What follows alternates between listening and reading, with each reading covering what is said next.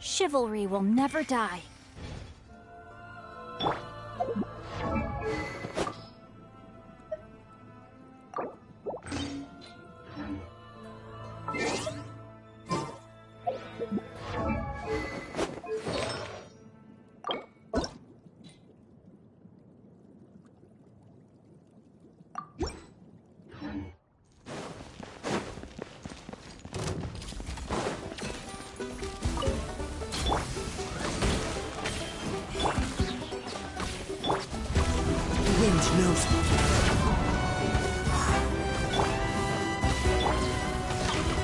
Fire hazard! Here come the fireworks! Rain outlines your fate.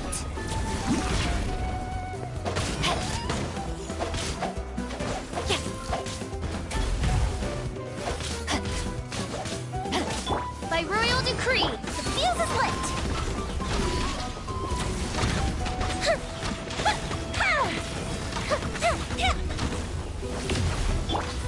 One with nature. No, my son! Let me weave you a verse.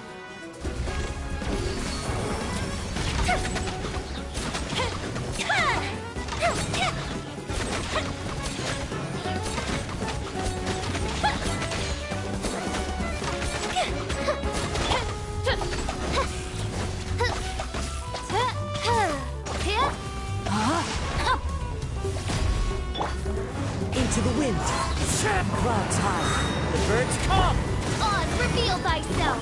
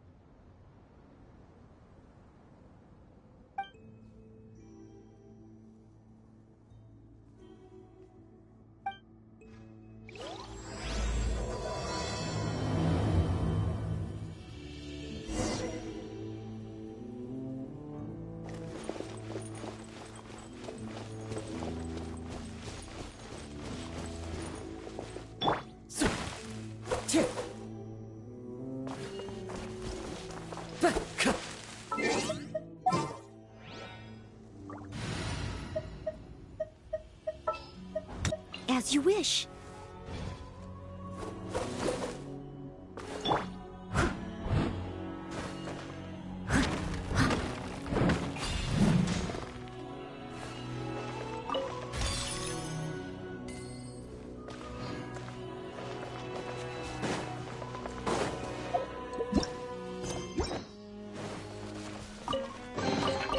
A little dusty.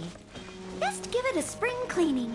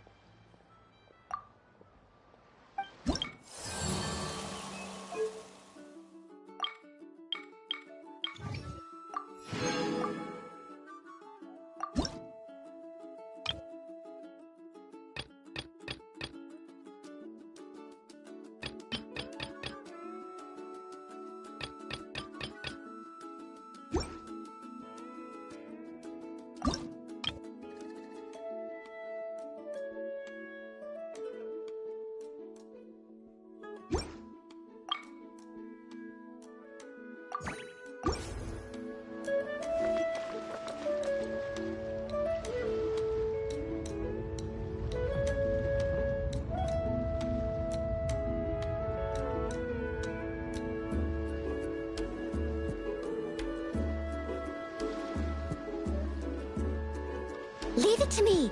All of it. Whatever it is. What exactly is it? I didn't quite catch your request.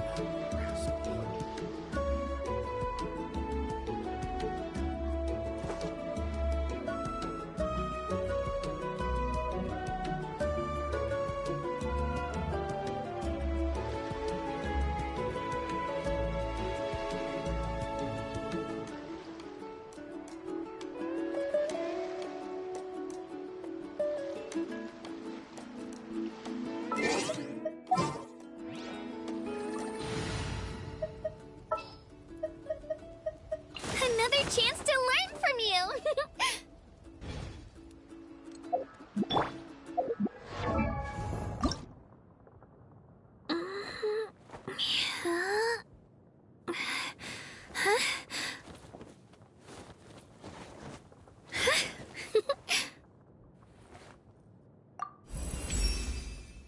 You really care a lot about me.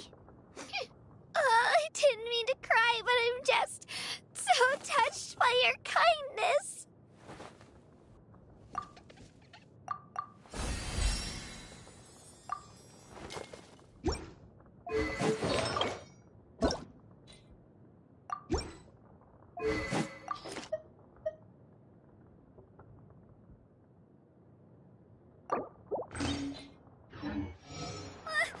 I just saw a brick that wasn't properly stacked.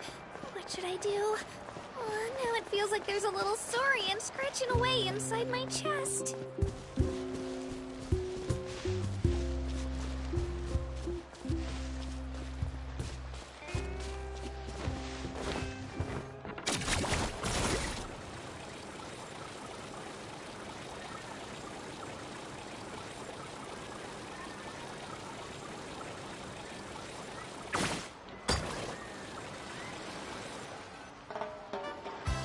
Paimon feels like a whole new Paimon after those 2 days in the hot springs. The Abyss kind of threw a wrench in our relaxation, though. Still, spending time here really has felt like a vacation. The Kaholosaurs are so nice and so fun to play with. Their bellies are super bouncy. Oh, and Atea's snacks were so delicious. She gave Paimon some for the road just this morning, actually. Yelling at some kids who got caught throwing stones in the hot springs, so not much has changed since we first met her. Hey, you guys. Sleep well last night? Yep, this area is so nice. Glad you like it. I was thinking of taking you guys out to do some sea fishing. Later tonight, we can eat whatever we catch. Fresh fish is absolutely delicious right off the grill. Hey, Mualani! Yeah? What do you need? The team sent out to fight in the Night Warden Wars has returned.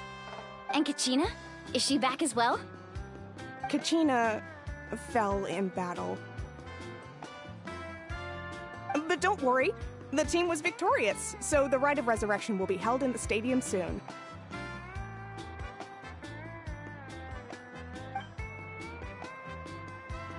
That's a relief. The Abyss is cunning, and it was her first time. Mistakes are bound to happen. Exactly. She deserves to hold her head up high. All right, thanks for letting me know. We'll head out in a bit. Jeez, she sounded a little anxious there. Had me thinking it was bad news for a moment. Mualani, you said the Abyss was cunning just now, but it seems like the Abyss just wants to destroy everything. Like, think about all those monsters that attacked your tribe. If there really was some sort of cunning plan, wouldn't it make more sense to send them to attack Kachina and her small team? Not that Paimon wants them to be in any more danger, it's just... Relax, I get it. The Abyss is difficult to understand, that's for sure. At a glance, it certainly seems like the only goal is total destruction.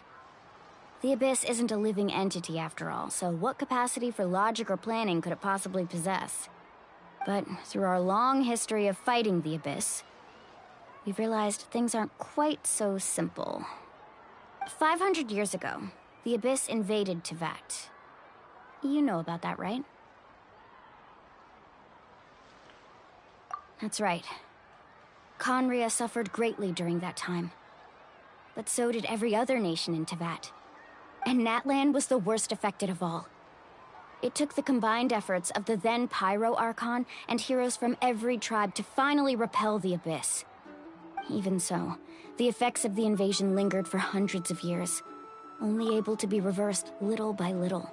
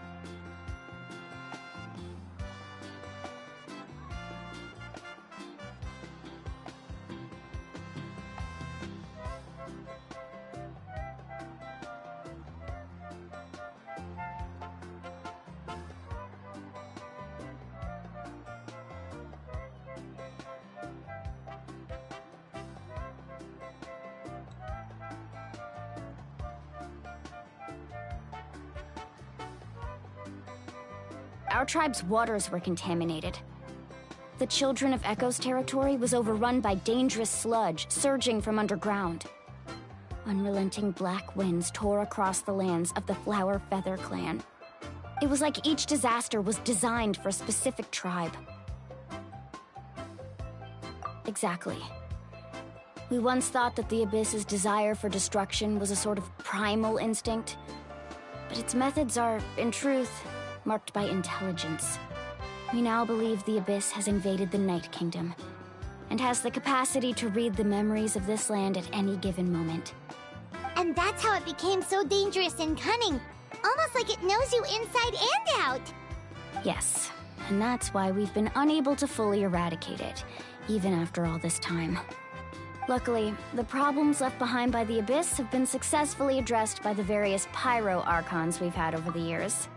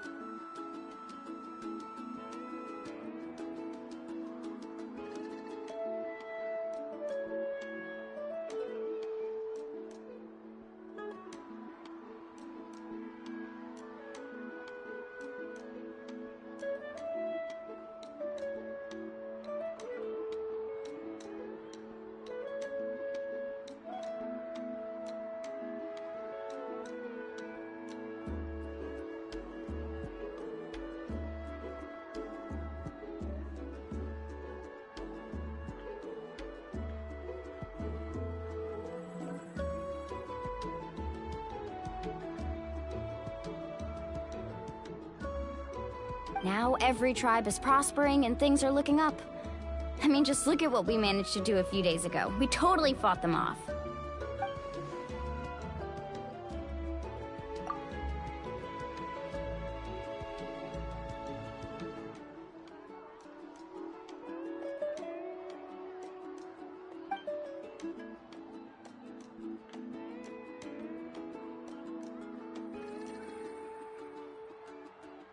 You must have had to sacrifice a lot to get to this point.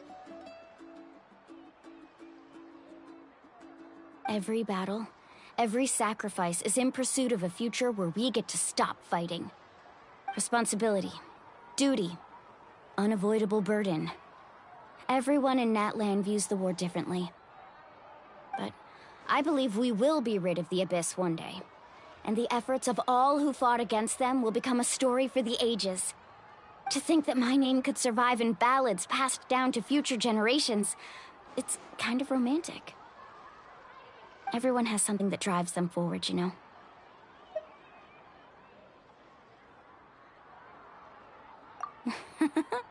Be my guest. Heroes are always welcome in Natlan. Anyway, let's head to the stadium. Our fishing trip can wait until Kachina's back with us.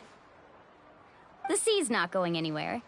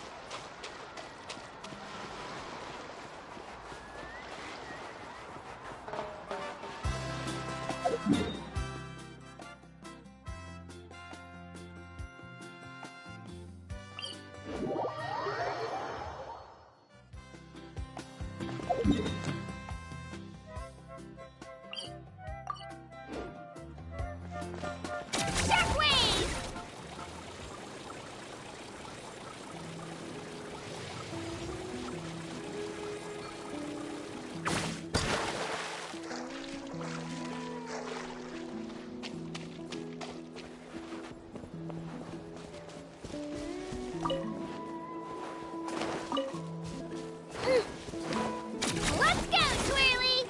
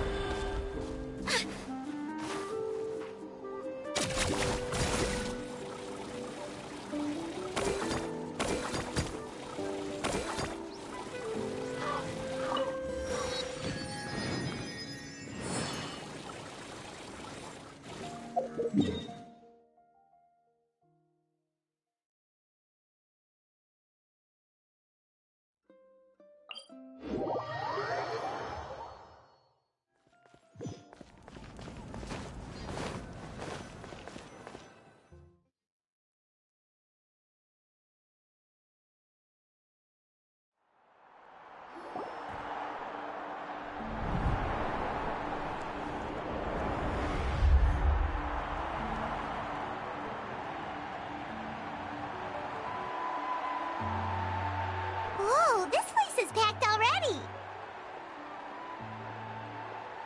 Of course. No one's gonna miss out on the chance to welcome our heroes back from battle. It's their moment of glory. Kachina's gonna be so flustered. She's never had this many eyes on her before.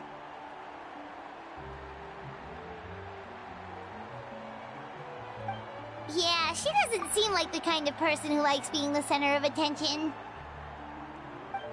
Looks like I'm just in time. Kinich, you're here! Yeah, a commission ran longer than expected, but I made it. I heard about the incident with your tribe, Mualani. Is everyone all right? Yeah, it's all taken care of. Our new friend here's got some tricks up his sleeve, by the way. He's just as strong as Kachina made him out to be. Hey, look! Is it about to start? That's right. Someone will come out and recite a eulogy, and then we'll sing the Ode of Resurrection together. Come on, let's find a spot with a good view. When the singing starts, just follow my lead and you'll be fine. Let's go somewhere higher up so Kachina can spot us.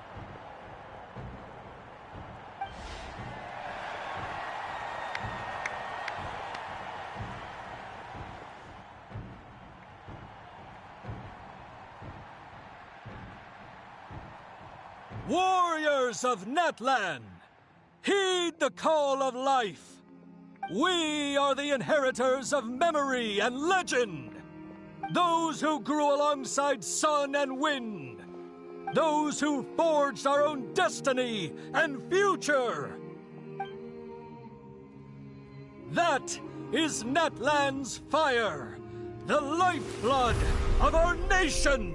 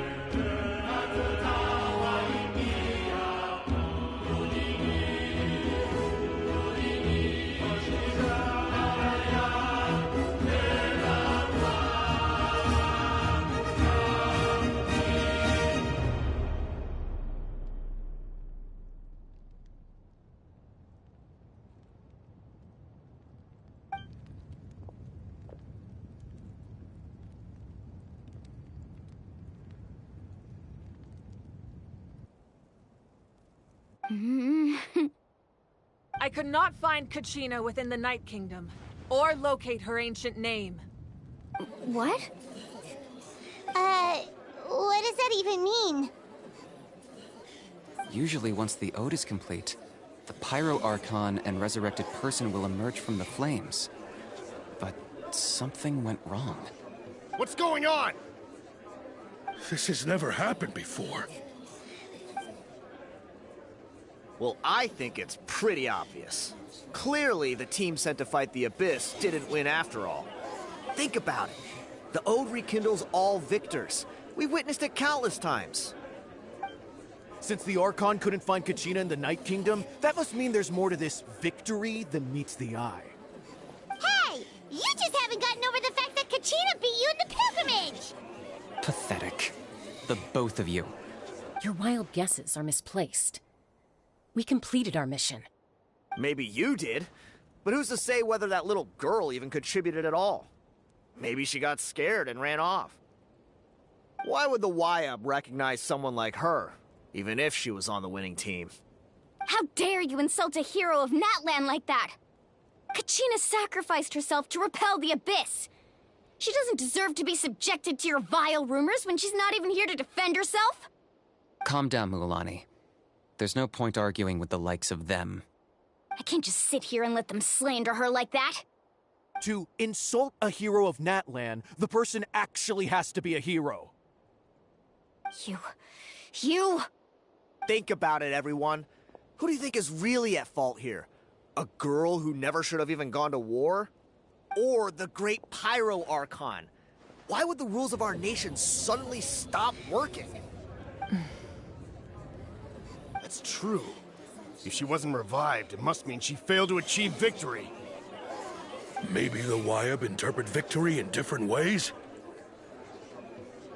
I mean, that girl didn't look all that strong to me.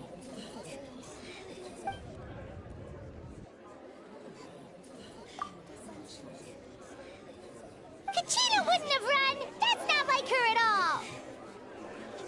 No! She's been waiting for this moment for too long.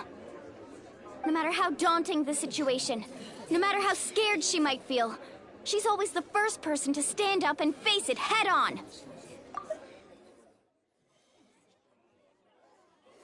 We don't even know what happened. So don't you dare try to use this as an excuse to vent your anger or slander her reputation.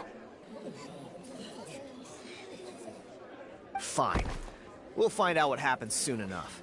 Then, we'll see who truly deserves glory. That's enough.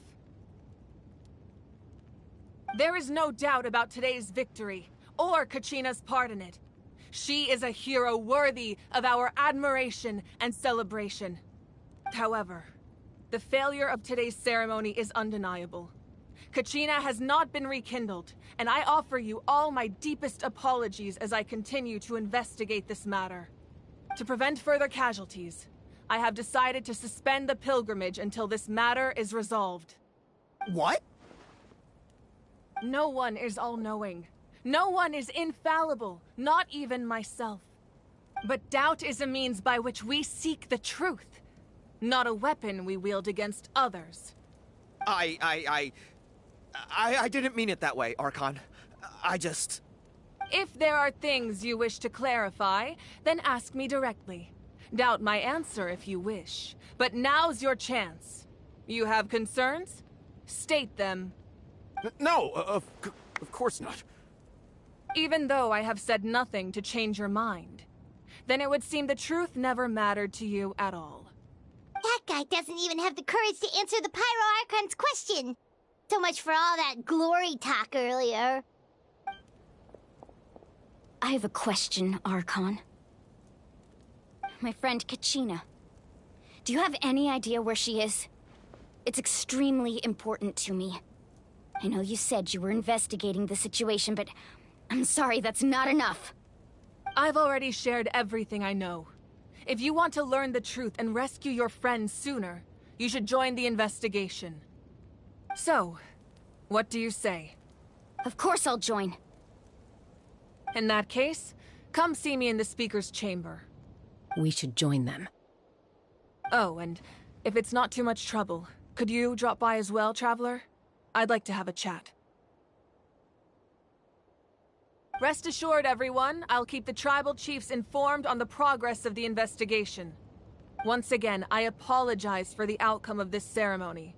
If there are no further questions, let's part for now. Did she just ask us to come along? I believe she did. Let's go. I'd like to know what's going on myself.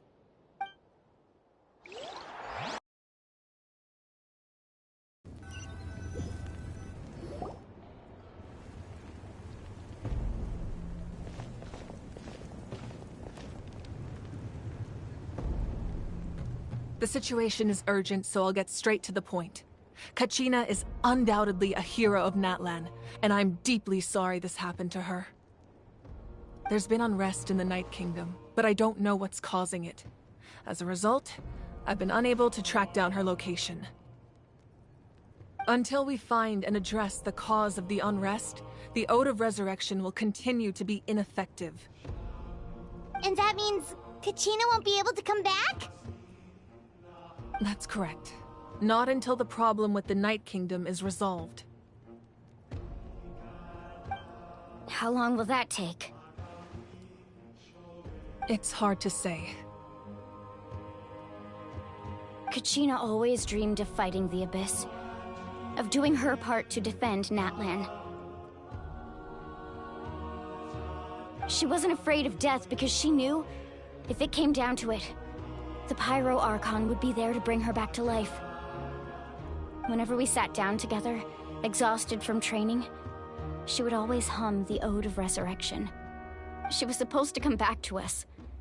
We were supposed to hug her and celebrate with her and share her joy. We supported her every step of the way, but what are we supposed to do now? Sit peacefully and wait for her return? Lose ourselves in grief over her death? Tell me, are we her friends? Or her murderers? That's not fair, Mualani. It's all right. I understand your rage and your grief. Kachina's life means a great deal to me, Mualani. Believe me, I want to bring her back as soon as possible. I would give you that peace of mind if I could. But please, hear what I have to say so I can at least give you a broader picture of the issue we are now facing. Considering the recent attack on your tribe, I believe the Abyss has found a new means of undermining the rules of our nation. You mean... The Sacred Flame. The foundation of our resistance against the Abyss. If we continue to hold the pilgrimage and send teams to fight the Abyss, there will likely be more casualties. But if we stop altogether, the Sacred Flame will only grow weaker. The Abyss will scale up their attacks, and the tragedy we saw with the people of the Springs will only be the first of many. If we compare the two choices, the former seems to be the lesser of two evils. Sorry, I know that may sound harsh, but I bear the name Malipo. Weighing the costs is my duty. The raw truth can be cruel. But we need to understand it if we want to approach this rationally. But what would you say, Mualani? This is personal for you, and unlike Kinich, I dare say it's not a simple case of weighing up which course of action is less painful, is it? No. I can't choose between them, and I don't want to. Saying that one is preferable over the other is disrespectful to the people who suffered. You're saying it doesn't matter whether I suspend the pilgrimage. The consequences will be equally painful. Yes. What happened to Kachina breaks my heart. But I couldn't bring myself to sacrifice other people for her sake. And that is the crux of the problem. It's not simply a matter of choosing the lesser of two evils. Either way, there will be people who suffer. And the end result will be the same. Belief in the pilgrimage will waver. Once doubt has crept in, the people will no longer unite in battle against the Abyss. And that is exactly what the Abyss wants. Their ultimate goal isn't to break the rules that make the Ode of Resurrection work. It's to destroy the people's faith in them. To prevent what happened to Kachina from happening to anyone else, we need to suspend the pilgrimage. So that is my current plan. And in the meantime, I've made efforts to strengthen each tribe's defenses. Then, we have to find another way of strengthening the Sacred Flame to keep the Abyss at bay. This won't be easy. I'll need time to figure out the best approach. I understand your anger, Mualani, but I hope that provided some clarity, at least. Wow. Paimon thought things were gonna get heated for a second, but the Pyro Archon took the time to explain everything so patiently. I owe you an apology, Archon. I let myself get carried away earlier, and I'm sorry. You're right. We need to focus on finding solutions. We could always hold the pilgrimage without sending a team to fight in the Night Warden Wars. That way, we would still be able to fuel the Sacred Flame. I've considered that, but the two events have nearly always been linked. Without the chance to fight the Abyss, pilgrimage rankings lose their prestige, and competitor numbers will drop. With fewer participants, the amount of contending fire produced will decrease, and the vicious cycle will continue indefinitely. So, essentially, the Abyss has taken Kachina hostage. You've learned about the concept of ley lines during your travels, yes? The Night Kingdom is something similar. Staying there for a short period of time shouldn't have an effect on the person. But with the Abyss in the picture, it's a different story. Your sense of self will be devoured until eventually you become one with the Sea of Souls. Imagine pouring a cup of water into a rushing river. You can try to scoop up another cup, but there's no chance it will be the same water you had before. I won't sugarcoat it. That is the danger Kachina is currently facing. Just like you said, Archon. Both of these problems need to be addressed. You can focus all your efforts on dealing with the Sacred Flame. I will go search for Kachina. The Abyss poses the same threat to you as it does to her. It is very possible you will not return. Knowing that, do you still choose to go? Kachina's waiting for us to rescue her. That's all that matters. I failed to protect her during our campaign, but I can make it up to her now. I choose to go as well. Traveler? What do you think?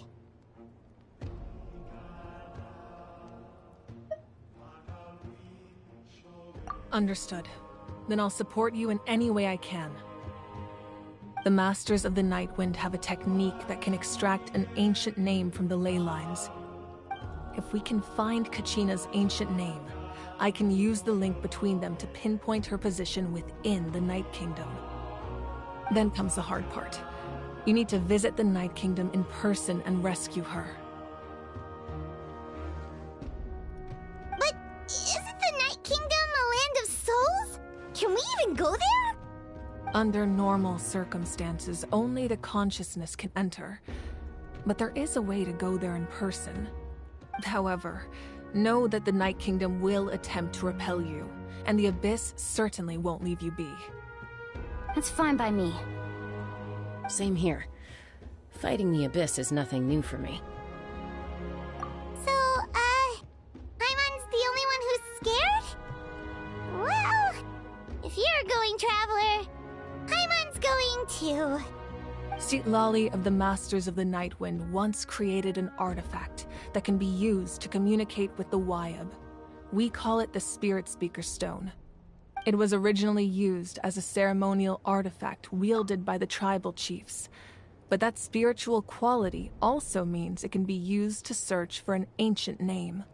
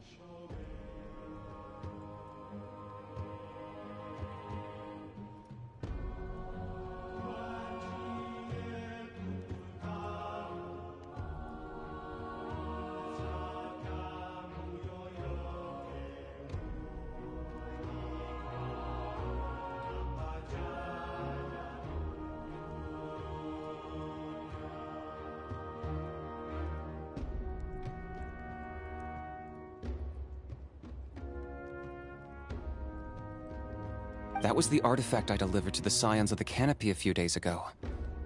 Didn't think I'd be hearing about it again so soon. Thank you so much for your help, everyone. Your thanks are unnecessary. I will offer you whatever aid I can, but your fellowship and courage are what will truly decide the success of this operation. Besides, you're the ones helping me. I can only focus on one thing at a time, after all. Traveler, I certainly didn't expect our first conversation to be so serious. I've heard all about your accomplishments. Ever since you arrived, I've been hoping to meet you and offer you Natlan's highest level of hospitality. Why? Why? Is that not what happened in the other nations you visited? Yeah, things were pretty complicated at the start. And, you know, in the middle. But our reputation's solid nowadays. That's more like it. After all, I've heard you're someone who transcends fate. Perhaps even more than you can imagine. But we can talk about that some other time. Ideally, this would be the perfect night for a drink and some musical ambiance. But there are important things to be done. Oh, I almost forgot. Atea was wounded in the fight against the Abyss. She wanted us to give this to you. It embodies fond memories and my strength of will. That's what she asked us to tell you. She said you'd know what that means. I didn't think this day would come so soon. The flames of her life force. I can feel them flowing within the talisman. If things were different, the two of us could have enjoyed the hot springs together while she gave this to me in person. We're supposed to be hot spring buddies after all. But don't worry. This talisman means a great deal to me. I'll take good care of it, and once this is all over, I'll pay Atea a visit.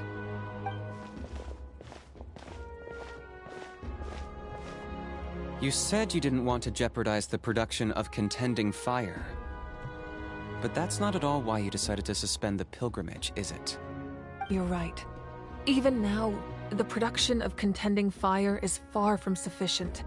The gradual corrosion caused by the Abyss has resulted in a massive shortage of pyro energy, and we're currently at the breaking point. As things stand, the pilgrimage is a lost cause. Suspending it allows us to save our strength to defend the tribes.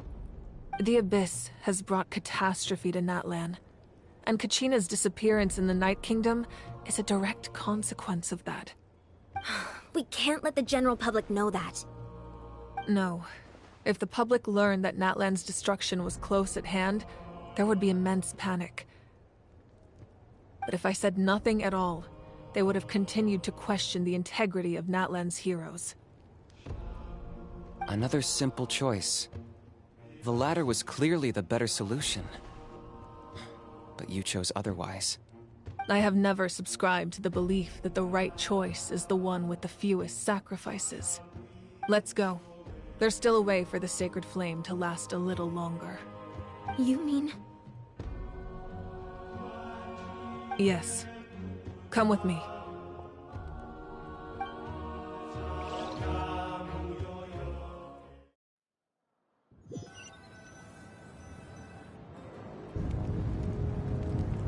The sacred flame must never go out.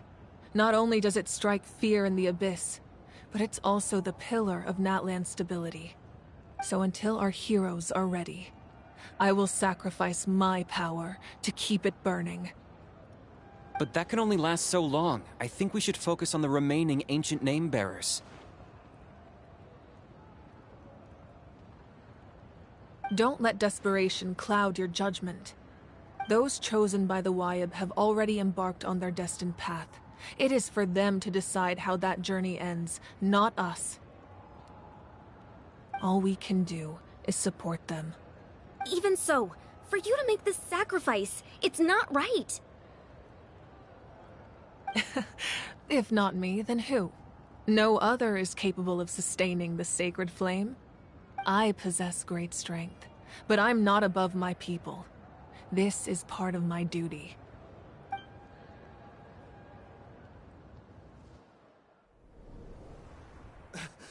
Archon, it's the Fatui!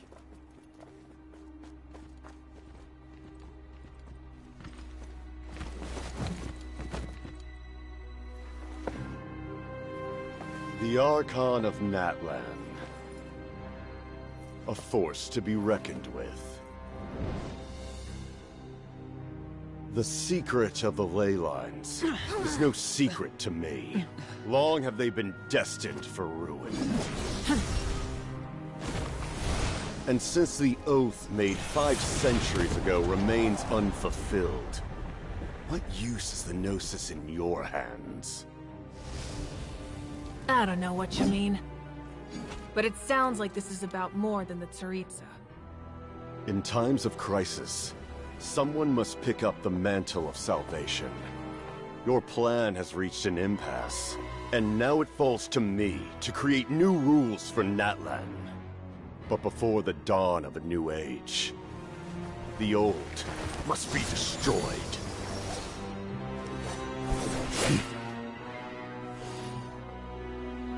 I assume that's the end of your speech? Good. People like us. Let our blades do the talking!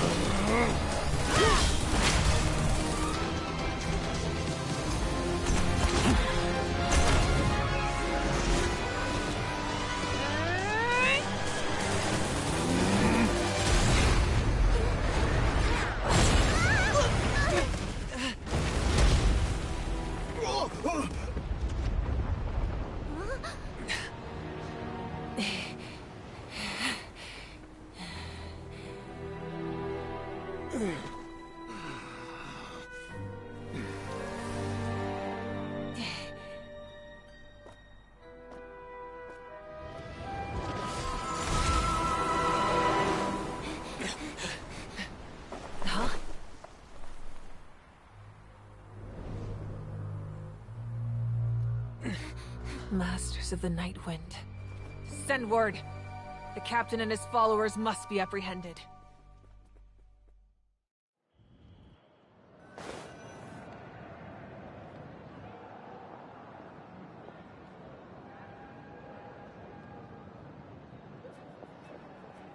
Are you alright, Archon? He was a formidable opponent. Exactly what I would expect from the first of the Fatui Harbingers. I never imagined someone could match you in combat.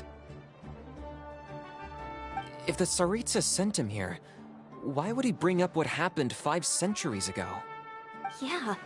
And how much does he know about Natlan? The Harbingers are all driven by their own personal goals. The only purpose that unites them is collecting the Gnosis. But I'm sure the captain has his own reasons for being here as well. Whatever his motive, we should shift our focus to the Fatui. If they attack again, and we're not prepared, we're done for. No, we're running out of time. The wound I inflicted should hold him back and weaken him for the time being. Besides, I'm sure you noticed, the power that came to his rescue just now came from the Masters of the Nightwind. In other words, there are traitors among us. Not necessarily. This could prove to be a very valuable turn of events. When we exchanged final blows, I sensed an unusual presence within him. I'll need to investigate further. Kanich, go to the Masters of the Nightwind and look into who could have aided the captain. Speak to Citlali. She should know. Of course, I'll head out right now. Do you still intend to... Yes, but fear not.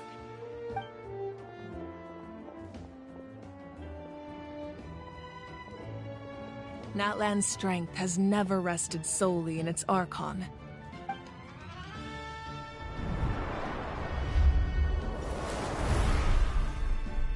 Together we foresaw the only path that leads to our nation's future. We must trust in that vision now.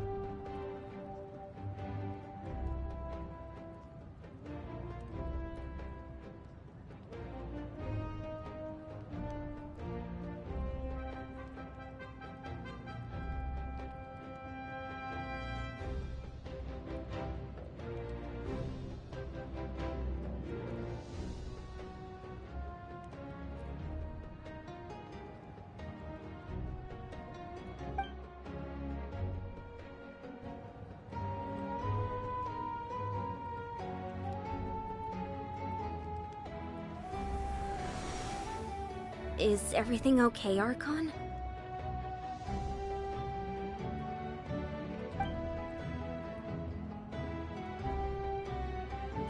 Completely fine. Just lamenting the fact that I never got a picture when I could still turn my hair into flames. Too late now. I just hope the others have a safe journey.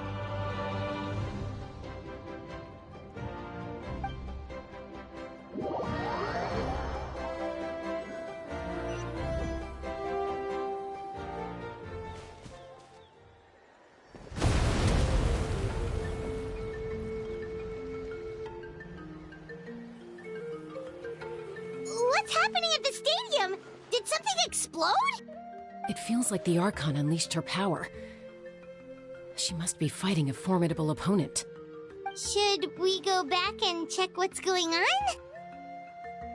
Have faith in the Archon. She wouldn't lose in a one-on-one confrontation. Once we find Kachina's ancient name, we'll head right back. Okay, let's just keep climbing. Paimon really hopes nothing goes wrong.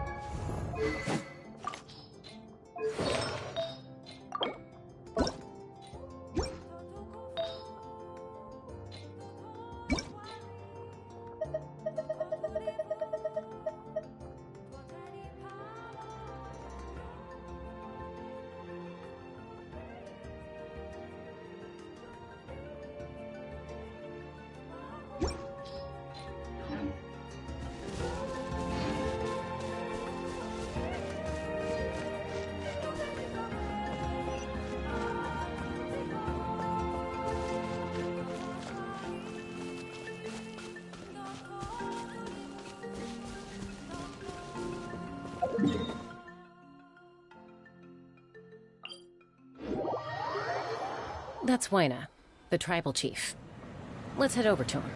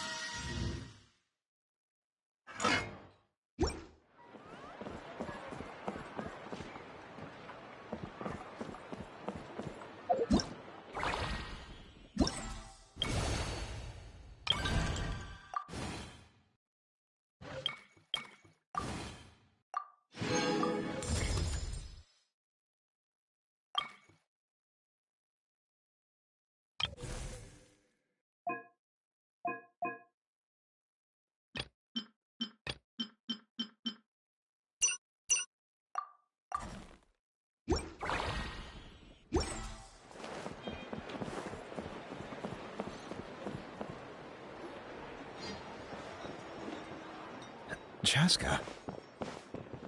Nice to see you again, Wyna. I'm afraid we don't have time for pleasantries, so I'll get right to it.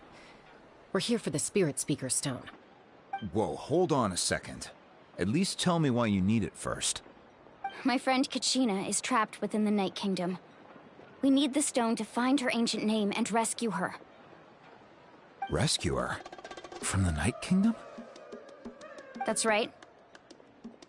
I'm sorry, but someone needs to tell you what you don't want to hear.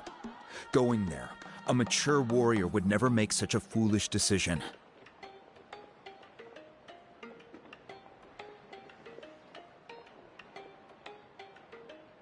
The nature of battle is unpredictable. You never know how it's going to end. Losing a friend is tragic, but when that happens, the best thing you can do is focus on how to prevent further casualties. I appreciate what you're trying to say, Chief Wyna. But if the price of maturity is abandoning a friend in need, I'll choose foolishness any day. If Kachina's still holding on, then so will I. I thought you might say that. Is something wrong, Wyna? This doesn't seem like you.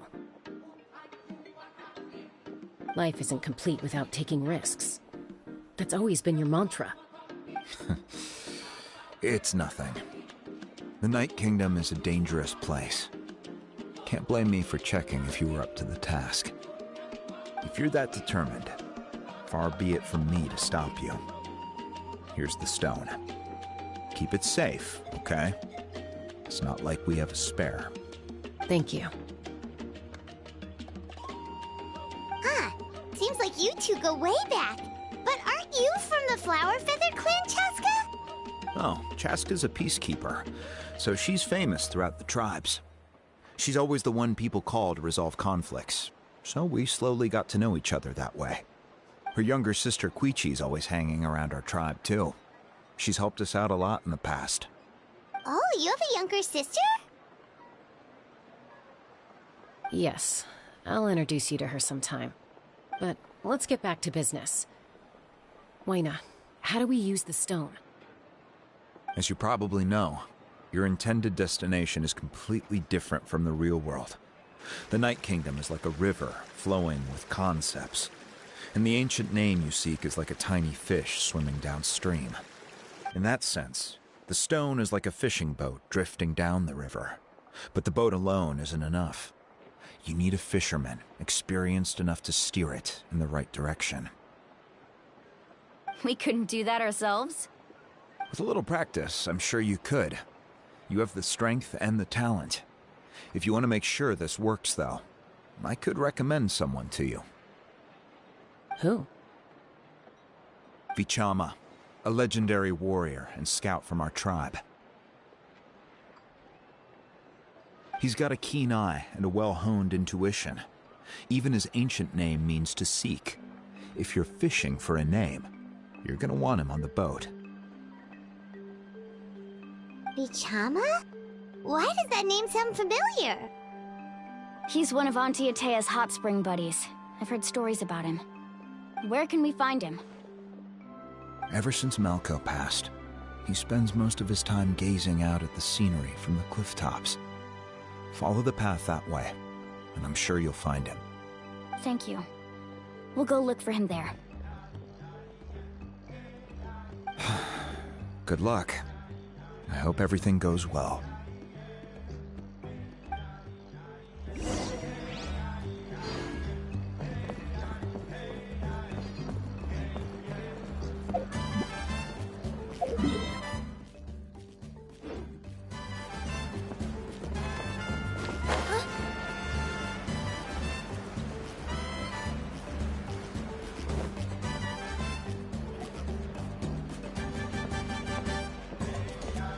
Someone admiring the scenery from the cliff tops. Ah! That must be him! Hello there, are you Vichama? That's me. Did you need something?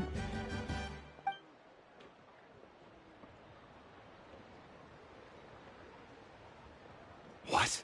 You're saying you can bring someone back from the Night Kingdom? How is that even possible?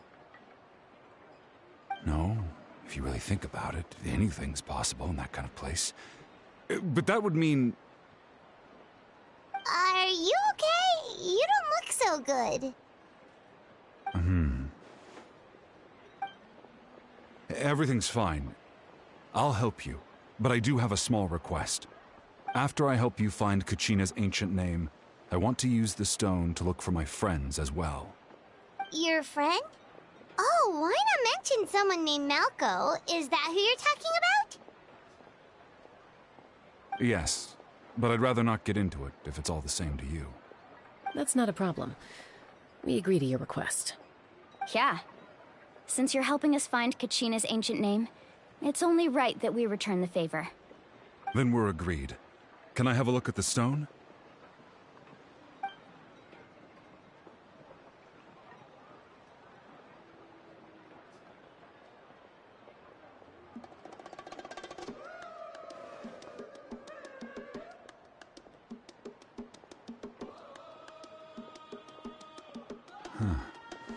I see.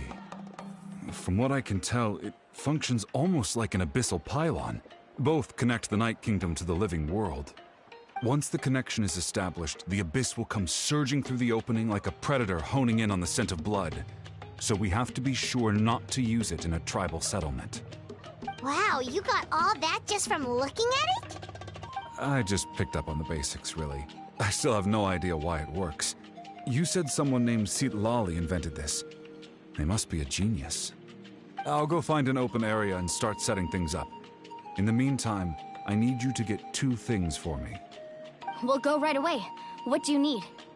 First, I'll need some hook ropes. Pretty much every store around here carries them, so no need to go anywhere special. Oh, and I need to build a net out of them, so make sure you get a good amount. Wait, are you saying you're going to use a real net to catch Kachina's ancient name? How does that work when one's tangible and one's not? By creating something tangible in our world, like a net, we can create a connection to a corresponding concept in the Night Kingdom. Basically, I'm going to use the concept of a net to catch something equally intangible, an ancient name. Oh, I see. What about the second thing you needed? Right. I need 2 chunks of obsidian. Once we bring the ancient names into our world, we'll need a place to store them. Normally, you can only get obsidian from the Children of Echoes, but I heard there's a traveling merchant from that tribe around here somewhere, so maybe you can try your luck there. Gotcha! Alright, let's split up. See that clearing? Let's meet over there when you're done. Oh, and you can send someone with me if you want. In case you're worried I might take the stone for myself. What do you think, Chaska? There's no need. Lena spoke highly of you. That means you're trustworthy. I appreciate it, even though that doesn't mean much to me anymore. Anyway, it'll take some time to set everything up, so no need to rush. I'll see you in a bit.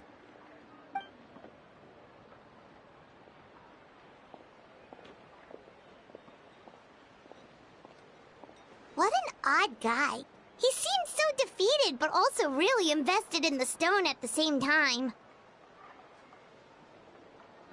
I don't have any more insight than you, Paimon. Let's just focus on the preparations for now. Hang on, Kachina.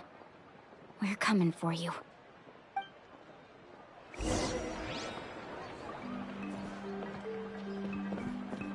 Whoa, watch your foot.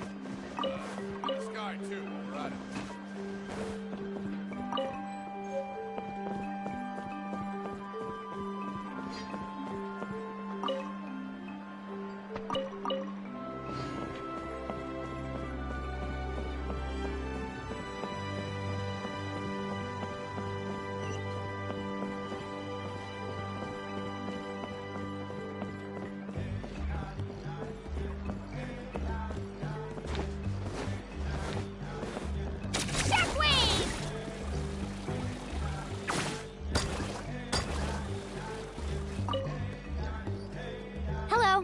Do you have any hook ropes for sale?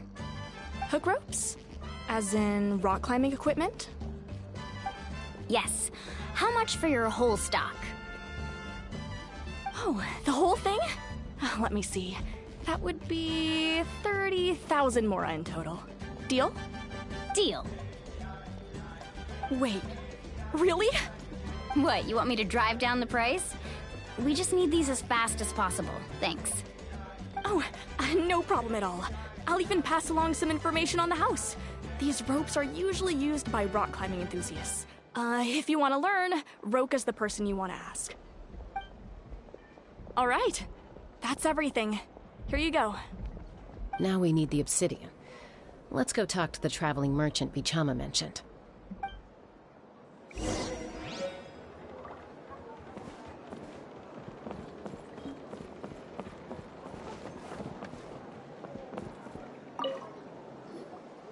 Excuse me, do you sell obsidian? Why, yes. I've got a chunk for sale right over there. Perfect. Is that the only one, though? We actually need two. That might be tough. Tell you what, I'll take a look through these boxes over here, and we'll see what we can find. Thank you so much. We'll wait here.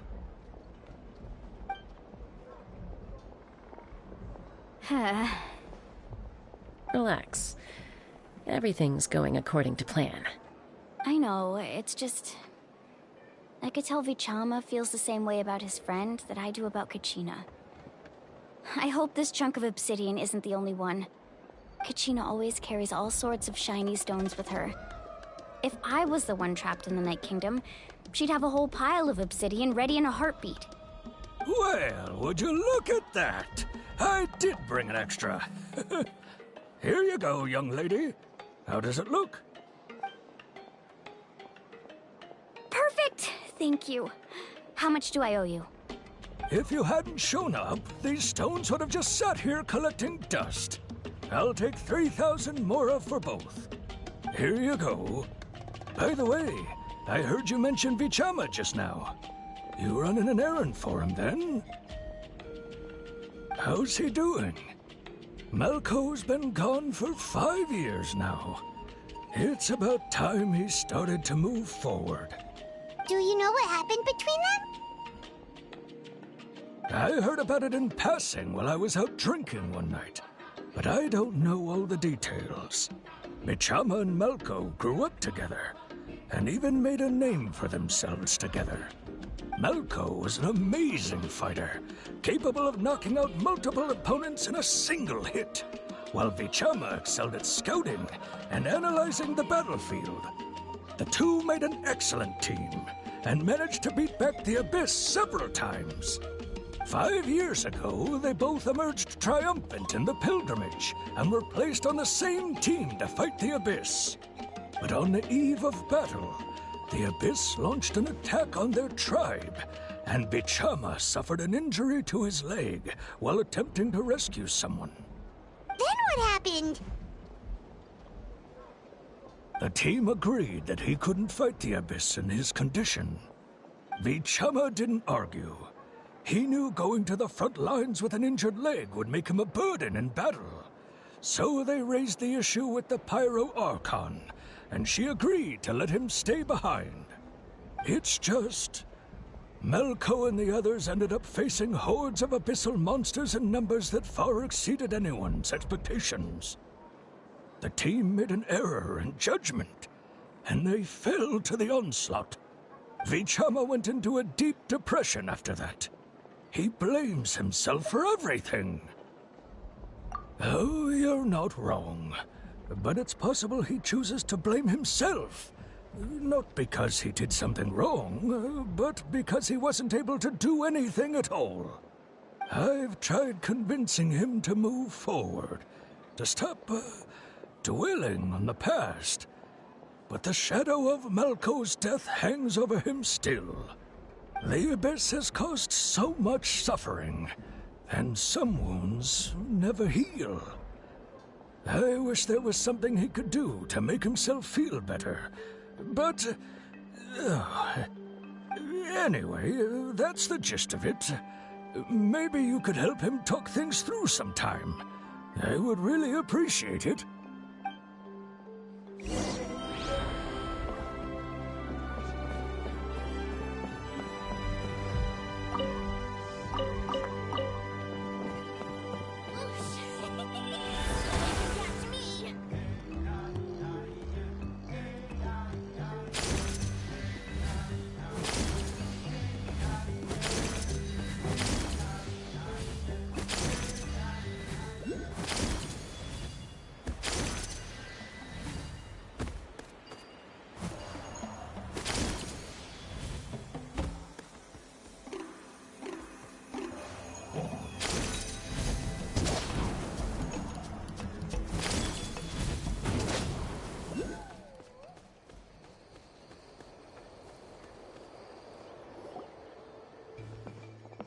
Did you get everything? Yep, it's all here. When do we start? I've made all the necessary adjustments, so we're good to go. As agreed, I'll help you find Kachina's ancient name, and then you return the favor. Go ahead.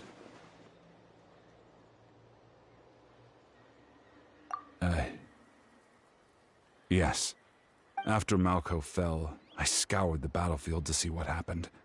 It turned out he wasn't bested by some impossibly powerful foe. He was dragged to his grave by the sheer number of enemies. If I had been there, I would have been able to sense the danger. I could have warned them not to advance. I've always blamed myself for what happened. But when you told me about Kachina, I realized there's a chance Malko might also be alive, fighting for survival in the Night Kingdom. But that happened several years ago, right? The Pyro Archon said all life within the Night Kingdom eventually becomes one with the Sea of Souls. There might not be much hope, but I still have to try. Malko and I promised each other, even if we never managed to root out the Abyss for good, we would fight together until the end. All right, let's get to it. I'll start searching for the conceptualized version of Kachina's ancient name. If you see any fragments scattered around the area, please collect them.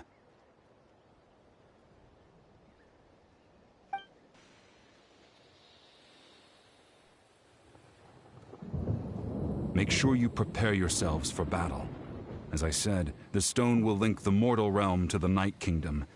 The Abyss will likely emerge in response.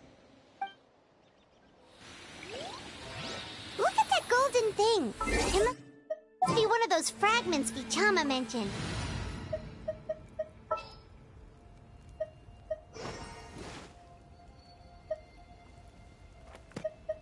In the name of the Prinzessin! For justice.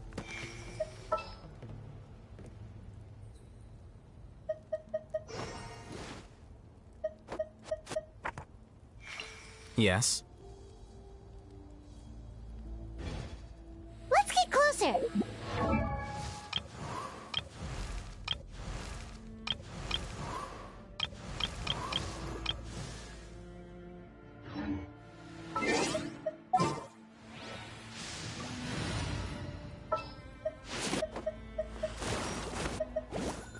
Just sharpen my spear!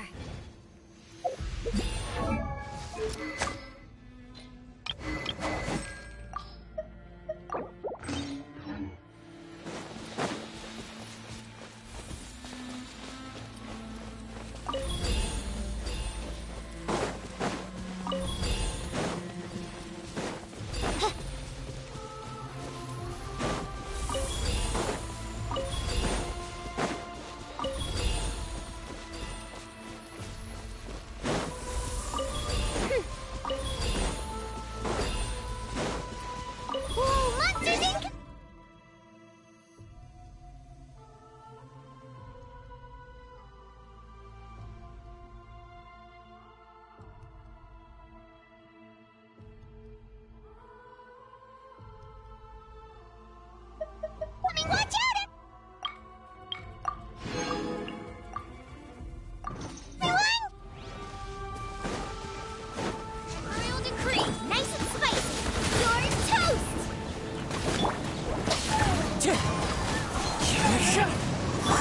I summon thee!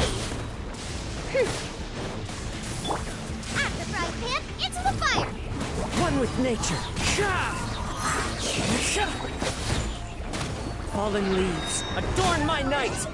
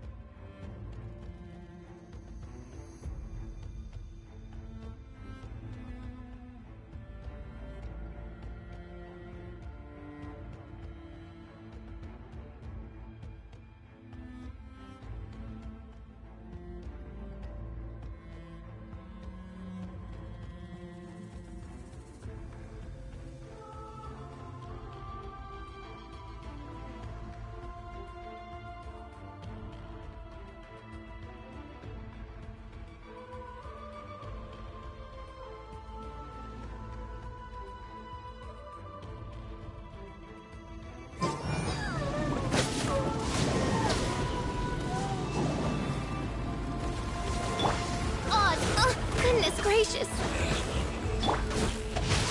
Time to act. Rain cutter.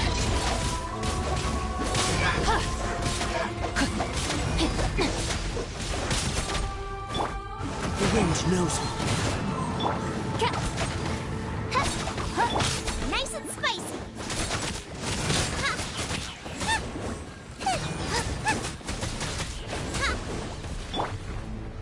Into the wind. By royal decree. Not good.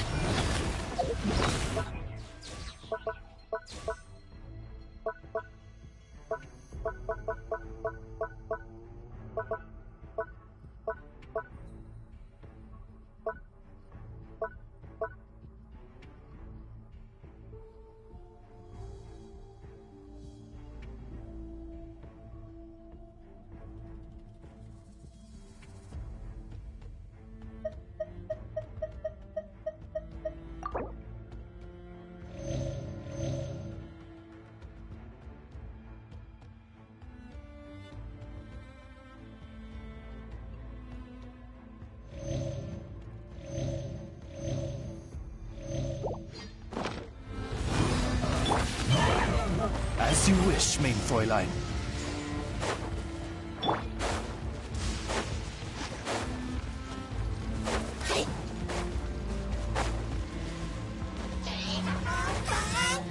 No, my sword! Let me read you a verse. I let my guard down. One with nature, as one with wind and cloud.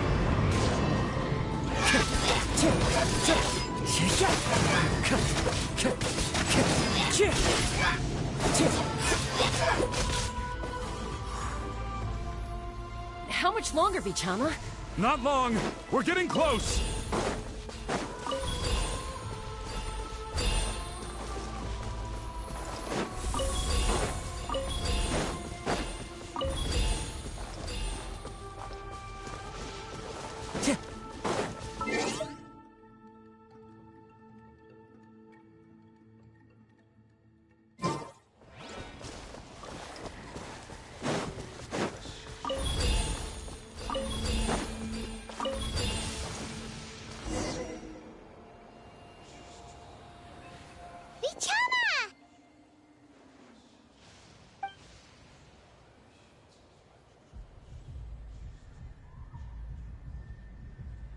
Quick! Take it!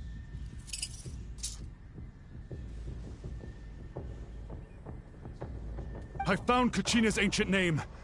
Hang in there, Malko. Just a little longer. Something's not right. The power of the Abyss is getting stronger.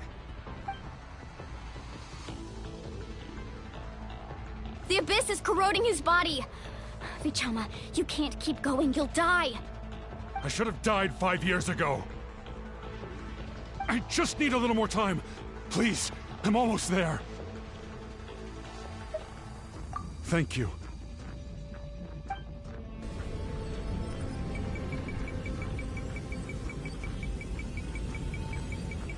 Whoa, watch out! The power of the Abyss is strong.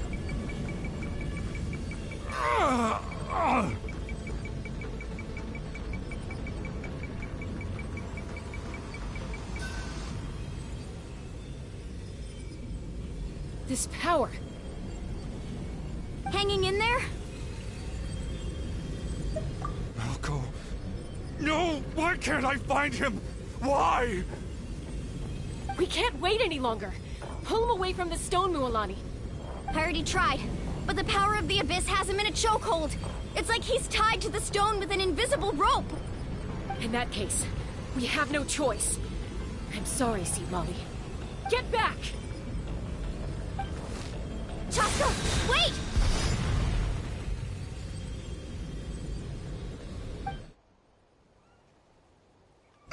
Ouch! What happened just now? It looked like the Spirit Speaker's stone was... The stone's power was spiraling out of control. The only way to stop it was to destroy it. You were all caught in the shockwave of the explosion. You might feel dizzy for a while, but that's normal. Give us a heads up next time, will you? You're lucky we managed to dodge it in time. I thought I said to get back. Yeah, barely a second before you made it go poof. Not everyone has your reflexes, Chaska. We were this close to getting dragged into the explosion. Okay, I'll be more careful next time. At least Kachina's ancient name is still in one piece. Wait, where's Vichama? Vichama! Vichama! I couldn't find Malko's ancient name. It must be completely gone by now. Once your ancient name disappears, there's no coming back. From the very beginning, I knew there was a slim chance, but still. And now... it's too late to save him. From the minute he left that day, it was already too late. Vichama. I'm sure he's heard enough condolences over the years. Let's just give him some space. Huh? What's that in your hands, Vichama? It looks like something's glowing! Huh? This is...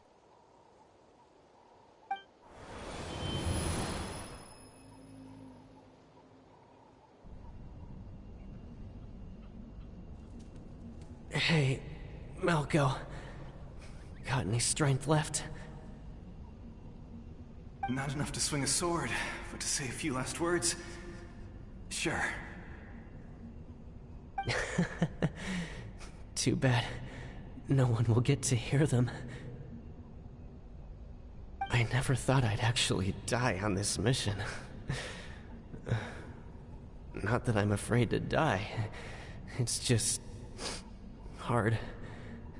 Thinking about my mom's face when she hears the news. Guess I have something to be thankful for then.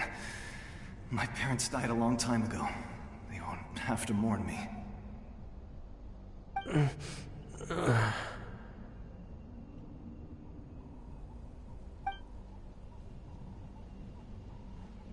Pisak! Always had to beat me at everything, didn't you? Right to the end, you were never one for goodbyes. Maybe you're right. Maybe no one will get to hear our last words. But just in case... Vichama, I'm so glad you didn't come with us. Don't be sad. Just keep on living. For the both of us.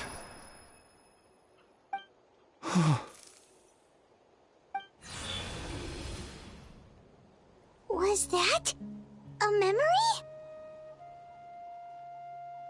Seems like we were able to salvage something after all.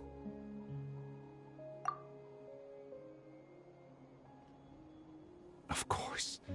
Seeing him, hearing his voice again, it makes me unbelievably happy.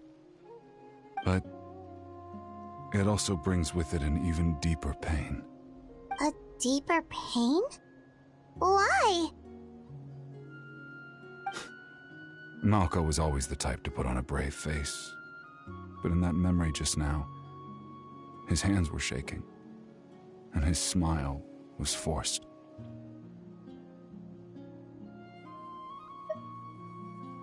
For all these years, I regretted not being able to fight alongside him to the end. And now I know, at the end of his life, he was thinking the same thing. Vichama. I'm fine. Actually, I heard Chief Wyna wasn't really on board with your plan to go to the Night Kingdom. When you asked for my help, I hesitated too. I knew helping you find your friend's ancient name meant leading you one step closer to danger. But I also understood why you had to try. Everyone has regrets in life, but not everyone gets the chance to make up for them. Once allowed to fester, guilt strips us of our most valuable qualities as warriors. In that sense, we might as well choose the braver path from the very beginning.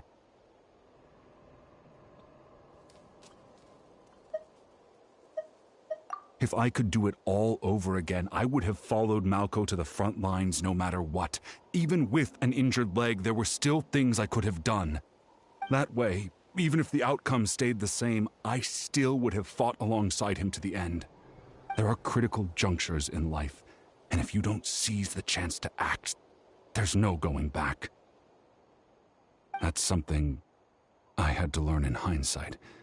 But you're still at the crossroads of your journey, so I hope you can walk away without regrets. Thank you, Vichama. I feel even more determined now. Kachina will come back to us. I'll make sure of it. I promised I would find her, and I intend to keep that promise. That's good to hear. Strange. My body, it's... Once abyssal corrosion enters the body, a portion will fuse itself to your internal organs. Even though the Traveler possesses powers of purification, the corrosion can never be fully eradicated. Thanks to him, though, you were only briefly exposed. Slowing your breathing and controlling your emotions should help you keep the symptoms in check.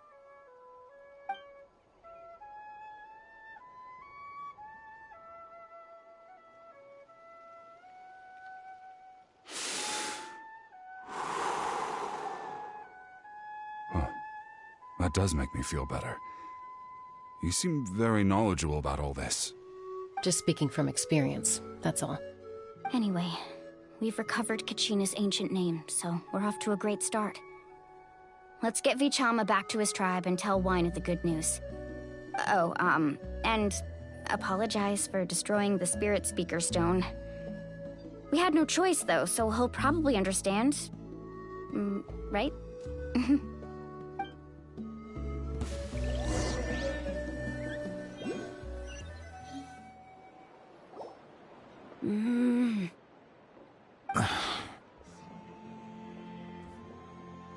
Koichi, are you really gonna just stand there like that? I don't know what you want from me. I think you know exactly what I'm trying to say, Uncle Wyna. I can hear it in your voice. Honestly, it's just one thing after another with you two. They're back. Koichi? What are you doing here? Don't play dumb with your own sister. You know exactly why I'm here. My apologies, everyone. I just need to borrow Tosca for a few minutes. You come with me.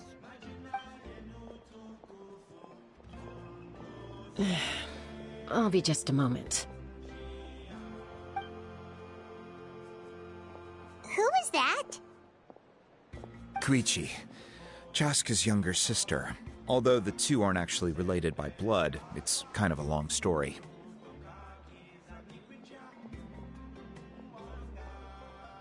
It's not really my story to tell, but I guess it's not a secret. You see, Chaska was actually raised by cuckoo sores. She was afflicted with a rare disease when she was a child, and abandoned in the wild as a result. The Abyss found her out there, all on her own, and tried to devour her. But in the end, all that did was trigger her will to live.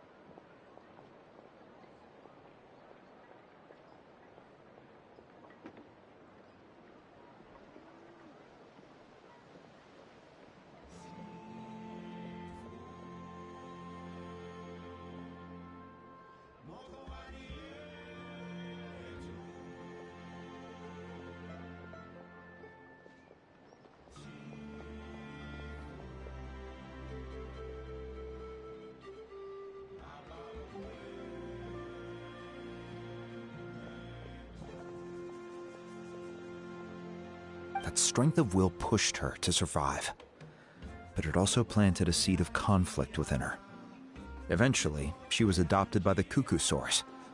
Wherever they went, she followed, getting into fights right and left. For some reason, Paimon can totally imagine that. Well, when Chaska finally returned to human society, it was Koichi's parents who adopted her. At the time, Chaska still had a habit of getting into fights, so Koichi was always taking her around, apologizing to everyone. Ah, I remember those days. One of those fights was definitely with me. But, you know, kids. You're fighting one minute and your friend's the next. Eventually, she found a way to rein in that desire to fight. And now she's who people call to resolve conflicts. She's known as the Peacemaker. It sounds like she still argues with Koichi, though. Don't siblings usually stop fighting when they get older? That's partly my fault. Koichi asked me to stop Chaska from doing anything dangerous, but you probably know by now, once Chaska makes up her mind, there's no changing it. Oh, I get it. No wonder you tried to talk us out of going to the Night Kingdom. Chaska even said that wasn't like you. I'm all for your adventure. You need to take risks when you're young, because by the time you're my age, you couldn't attempt something like that even if you wanted to. Better try now than live with regrets later. That's what I say. Still, I can understand where Koichi's coming from. In the end, nobody wants to sit back and let a loved one put their life on the line.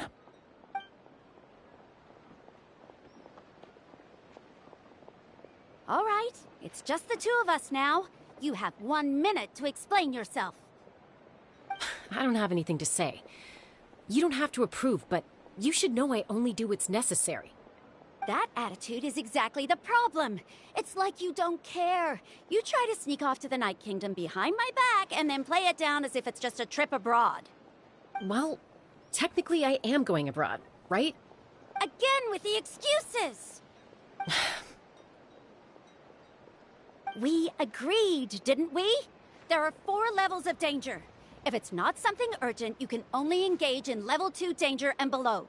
You can only go up to level 3 if a situation is so dire there's absolutely no alternative. But a trip to the Night Kingdom? If that's not a level 4, I don't know what is. And you were just going to sneak into the place without saying anything. What do you mean, sneak into the place? I always planned on walking in there with my head held high. You bought off Uncle Wina, didn't you? He promised me he'd stop you from doing anything dangerous. Oh, it's like he didn't even try.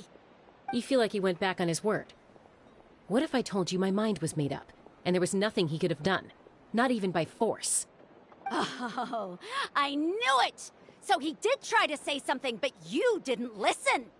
This is important. If you were in my shoes, you'd make the same decision. You don't know that? I'm a doctor, and I handle logistics. If you're going to waltz into a dangerous situation where you could lose control at any moment, it's my duty to say something. All right, whatever. Anything else? What do you mean, anything else? Why don't you reflect on what you've done and promise me you'll stay put? Time out. Is this one of our normal arguments or a serious one? Chaska, does it sound like I'm joking? Then, you need to know something. What happened to Kachina was partially my fault. I can't leave her there to die. That's not who I am. But the person you become when you lose control, that's also not who you are. That's a different issue. You said it yourself. A person is only as good as their morals. If I want to live in Natlan, I need to display qualities that make me worthy of this nation. I've also told you that managing your condition is equally important. Sometimes you have to make sacrifices. All right, let's stop this here. If we keep going, I might actually have to get serious. And I think Wina prefers his roof attached to his house.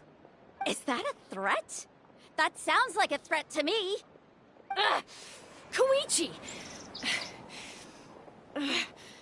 Younger sisters are supposed to listen to their elders.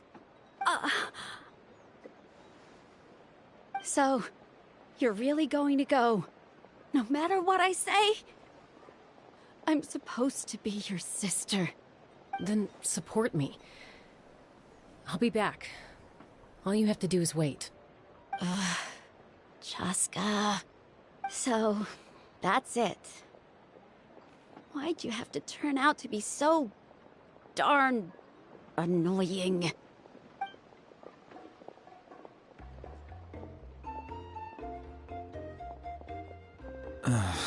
You two are something else. Something you wanted to say? I know you aren't related by blood, but you two sure are similar. Really? You know, I said that very thing to Koichi not too long ago, and she reacted the exact same way, down to the very tone of voice. It's not my place to get involved, but I will say this. Try to spend a little more time with your sister. You're tough kids. That doesn't mean you have to go it alone. Thank you. Anytime. All right. If you're done with the Spirit Speaker Stone, you might as well hand it over. According to Kinich, it's an important ceremonial artifact, so it'd be safer to keep it with me. About that. If only Tonegif Bard was here, he could have repaired it just like the Holy Liar. It might be in a few more pieces than you remember. Huh?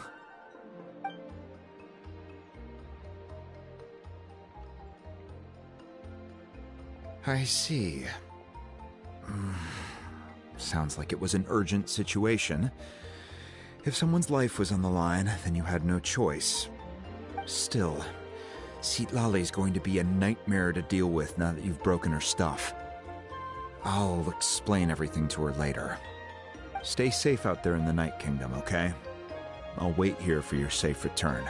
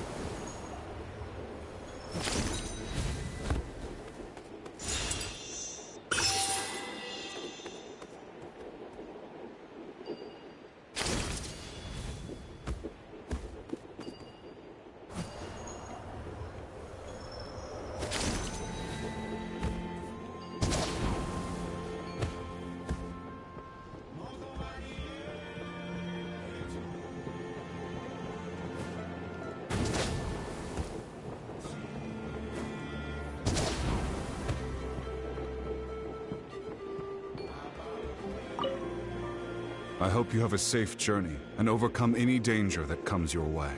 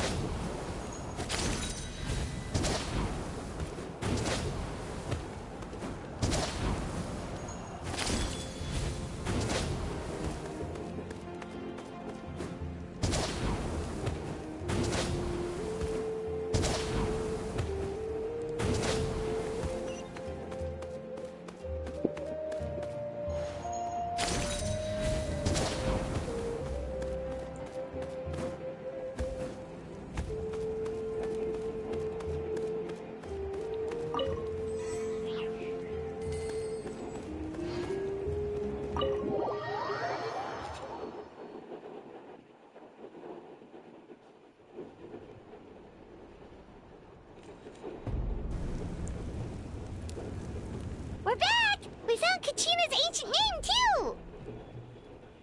Well, it's fairly complicated. Let me give you the condensed version. The Fatui again? We can't go anywhere without them causing trouble. But what if the Fatui finds out you've lost your power? Won't they try to take advantage of the situation? That's why it has to be our little secret. No one else can know, or we're asking for trouble. Look, I wish I could offer you some sort of consolation, but I won't lie to you. With multiple factions closing in, there's nothing comforting about the situation we're facing. Still, all you need to do is focus on your goal. You can leave the complicated matters to me. I can also step in on the Pyro Archon's behalf. There's a limit to what I can accomplish, but I'll help you however I can. There's no need to be so modest, Dion-san. Your incredible strength has long been a well-known fact. You're the pride of your tribe. Archon, I'm sorry about before. You have so much on your plate, so much that you have to worry about. But all I could do was focus on my own feelings. You have nothing to be sorry about. We all get overwhelmed by our emotions, myself included. Your reaction to Kachina's disappearance, I understand that feeling very well. Well, now that we have Kachina's ancient name, let's go track her down. Follow me.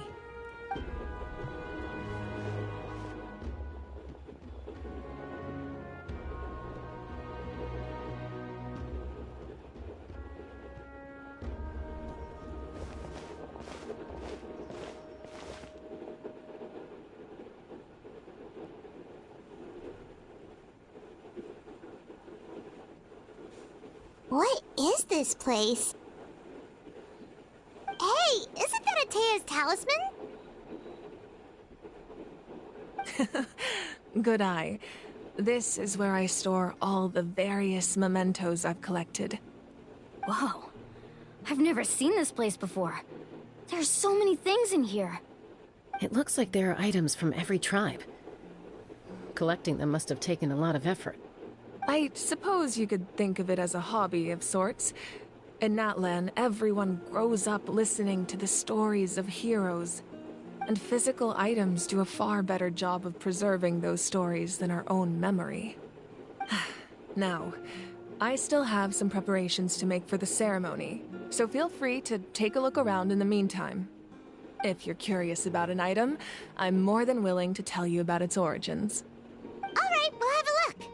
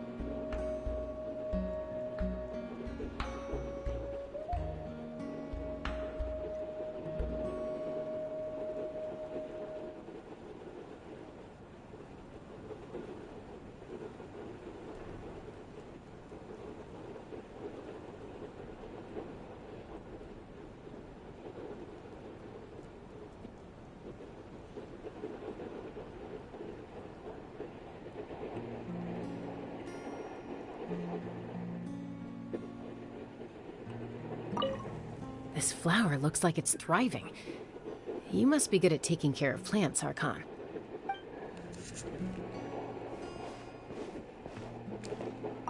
This fishing basket looks familiar.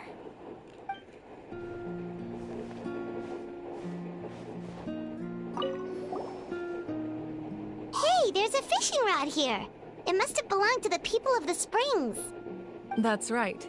It belongs to a legendary fisherman named Matavaru. I have his entire set of fishing equipment, actually. He and I met in a tavern. He told me about a particular kind of giant fish and his meticulous plan to catch it. In his eyes, I saw a hunger and a strong fighting spirit. To him, the sea was the battlefield upon which he staked his honor. So, did he do it?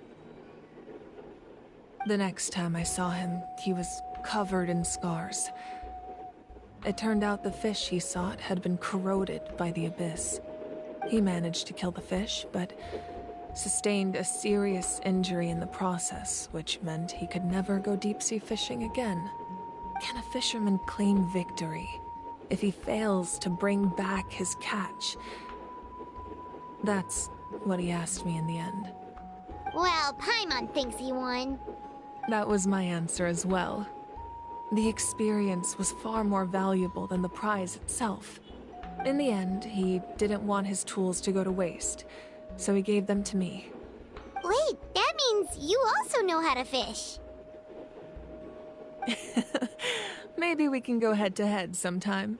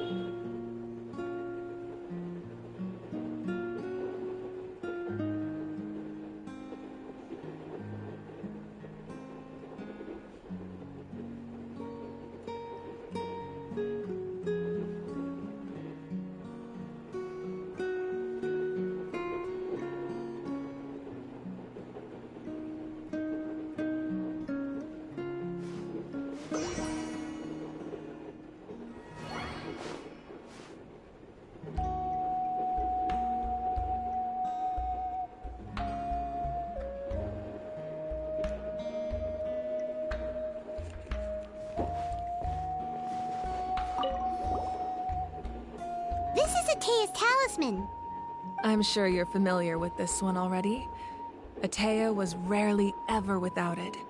The talisman brought her a lot of luck in battle.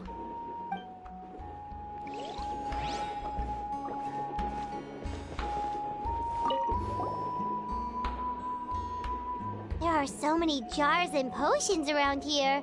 Do they have anything to do with alchemy? No, those belong to the Masters of the Nightwind. They're ceremonial tools used to amplify the ability to communicate with the Night Kingdom and the Wyab.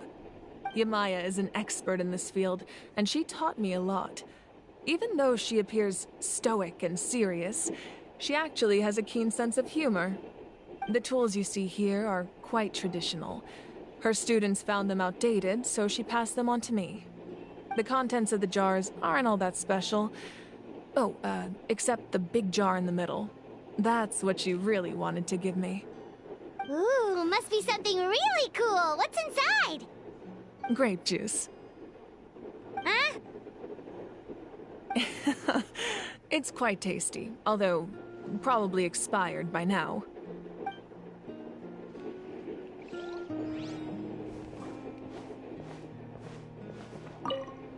Make sure to handle everything with care. This cup, for example, it's heavier than it looks.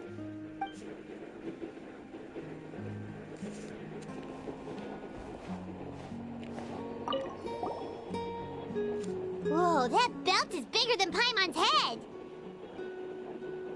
The Collective of Plenty are known for their bodybuilding competitions and contests of strength. This belt is a symbol of great honor within the tribe. The association with strength might also have been the reason the original belt was extremely heavy. It was difficult for even two people to lift. And even if a warrior had the strength to put it on, wearing it for any length of time would still leave them gasping for breath. Sounds like it.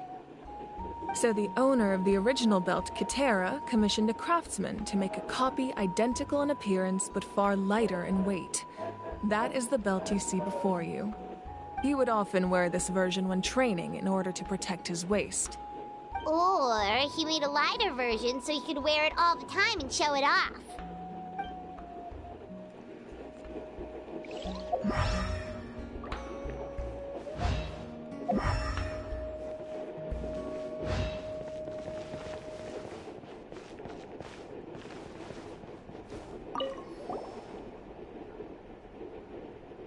The powder still needs some time to settle, so let's wait a little longer. Well, what do you think of my collection? Do you feel like you have a better understanding of Natlan's culture now? Yeah! If each item represents a different story, seems like Natlan's really been through a lot. Does every item hold a special memory, just like Atea's talisman? That's right. The items in my collection actually serve a similar purpose to the ancient names passed down among the tribes. They demonstrate the true shape of time. The shape of time? Most people perceive time as a linear concept, almost like a straight line that can only move forward. We cannot change the past or predict the future. But there's also a different theory, one that I believe to be closer to the truth. Namely, that the past, present, and future all exist at once. At once? Paimon's not sure she understands. Let's say your journey ended right now. Thinking back on your experience in each nation, which one would you say was the most important? Exactly. Even at the end of your journey, the things you experienced along the way don't cease to exist. They become part of who you are.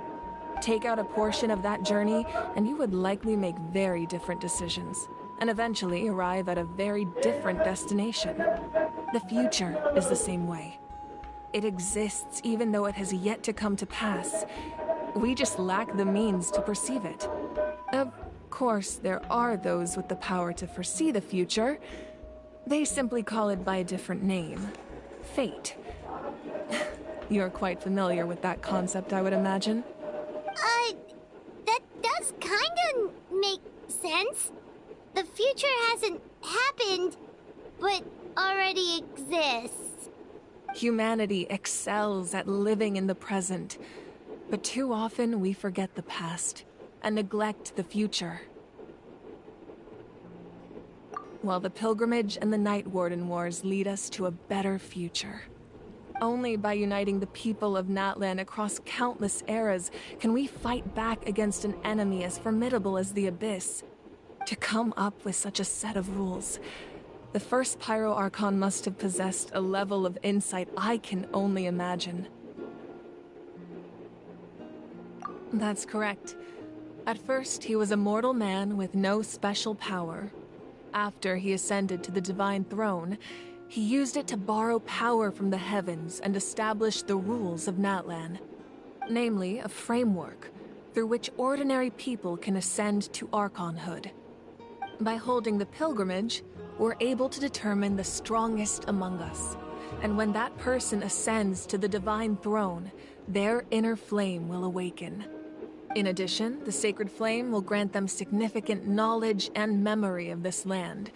After all, that's how I came to know everything I just told you. So, it all comes down to the power of the Divine Throne and the rules. Wait, is that a family portrait? Yes. That's my mother, father, younger sister, and the little saurians we raised. I turned a piece of my dad's leather armor into a canvas and commissioned a famous artist to paint our likeness.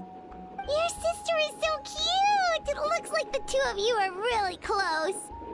Paimon was having a hard time thinking of an Archon as an ordinary person, but seeing this portrait, it kind of makes sense now. It really doesn't look like there was anything special about you before. Oh, wait, is Paimon allowed to say that? A little late for that question, don't you think? Sorry! Paimon's so sorry! Paimon's mouth works faster than her brain sometimes! It's all right. I'd never get upset over something like that. No matter what others may say, my past is a precious part of my identity.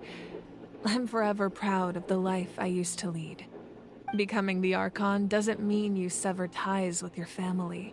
The position just comes with a lot of responsibilities, so it impacts how often you get to see them. My father made the most delicious stew, so my sister would often bring me a large pot of his cooking, and he would sit on a blanket and eat it together. One time, we didn't close the door securely, and the Saurians you were raising ran into the room and knocked over the entire pot. My sister immediately burst into tears. The two troublemakers were going for the meat, but when they saw my sister's distress, they froze on the spot. I still remember the way they laid there, sulking like a pair of children, even after making such a mess. It was frustrating, but in the end, all I could do was comfort my sister and move on. Wow.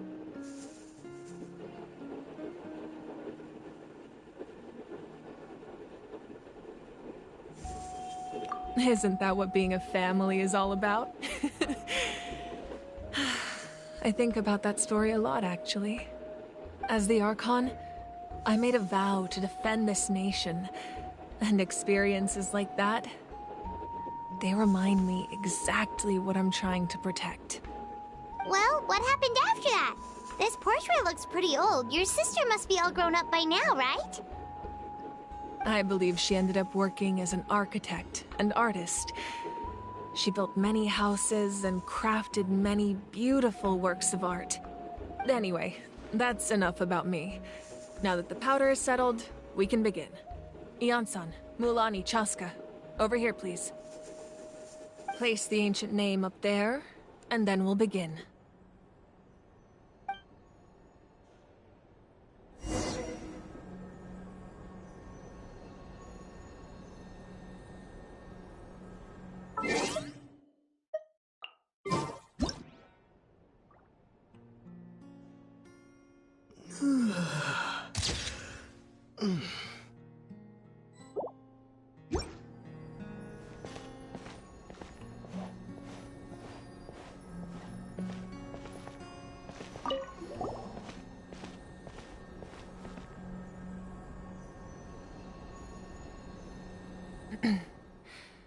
Surely as the echoes of life resound through heaven and earth, so too shall our stories remain eternal. Ancient name, take us to your fated bearer. Allow her to answer our call.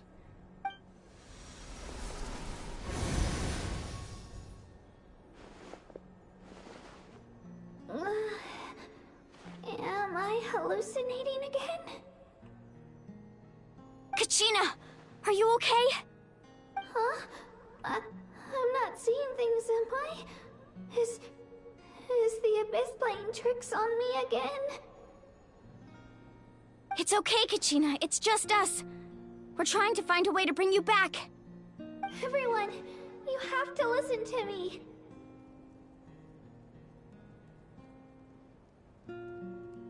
I've been investigating the Night Kingdom this entire time, and I figured out what's wrong. The Wyab is being affected by the Abyss. I was waiting for the Wyab to send me back, but then this really strong monster came in and it almost killed me.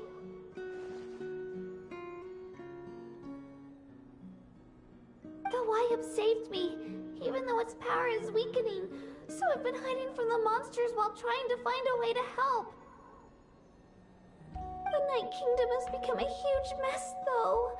I keep hearing these awful sounds and seeing really horrible things.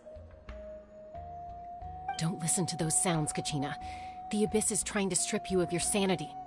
All you need to do is stay safe and wait for us. We'll be there shortly. It's okay. I feel so much better now that I've had the chance to talk to you guys. You don't need to worry about me. I've never been strong or special at all, really. so I don't blame anyone for forgetting about me or leaving me behind. Just knowing you care is more than enough. I'll find a way back. You don't have to put yourselves in danger to come rescue me. You're always like this, Kachina. Now's not the time to act tough. We're coming for you, and that's final. I don't know what lies the Abyss has been feeding you, but I'll tell you something right now. Nobody here sees you as a burden. You're a victor of the Night Warden Wars, a hero of Natlan. All you need to do is wait for us to rescue you, and you'll get all the applause and recognition you deserve.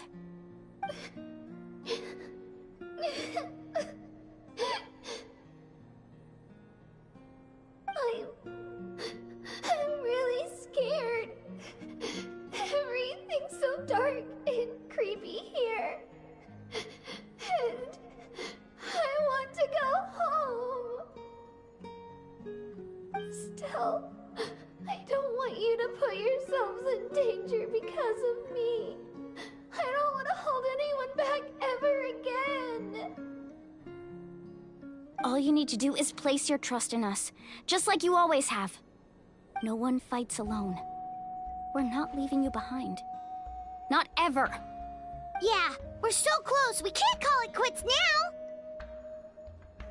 Thank you. Be careful. Looks like we've lost contact. Now comes the most dangerous part. You have to traverse the Night Kingdom in your physical form. This entrance to the Night Kingdom was left behind after an abyssal invasion. Even a brief amount of time inside could expose you to corrosion. I know. I'm prepared for that possibility. All right. Then I wish you all the best. I'll tell Koichi to be ready just in case. She's very experienced in dealing with abyssal corruption. That face you just made. Don't tell me you two got into another argument. No, I just feel bad for creating more work for her. I'll go with them too, Archon. The more people, the stronger the party. Thank you so much for your help, everyone. It really means a lot that you're willing to brave these dangers with me. And there's no time to lose, so let's get going. Now that I've lost my power, I won't be able to provide much practical support. But I can still keep an eye on the situation from here. Eon-san, I know it's unlikely, but if you encounter a situation you can't handle... That won't happen. I hope not.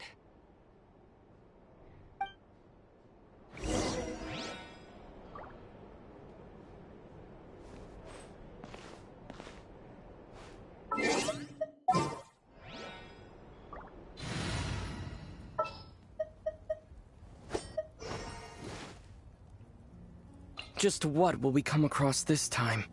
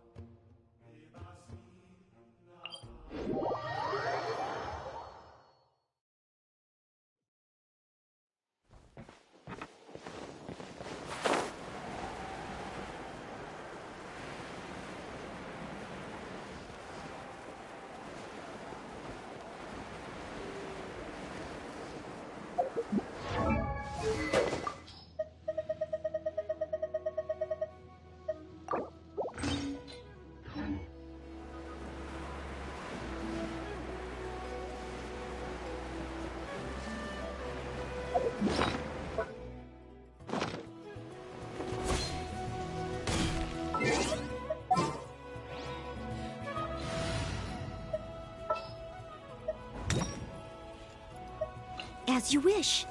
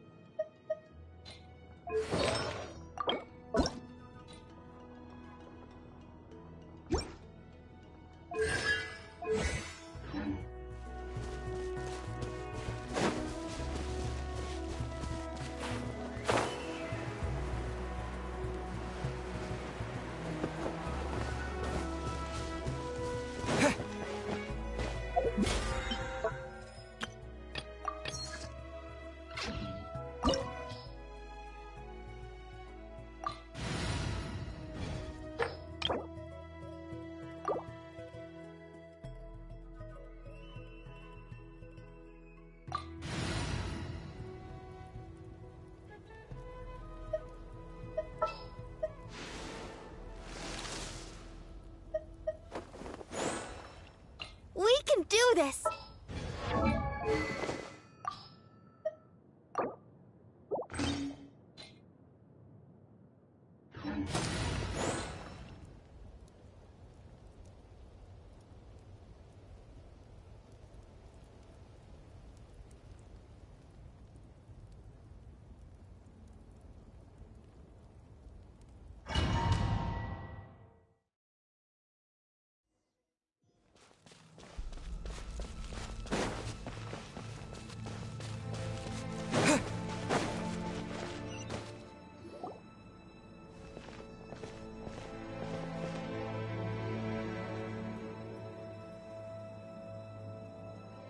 So we're underneath Natlan right now?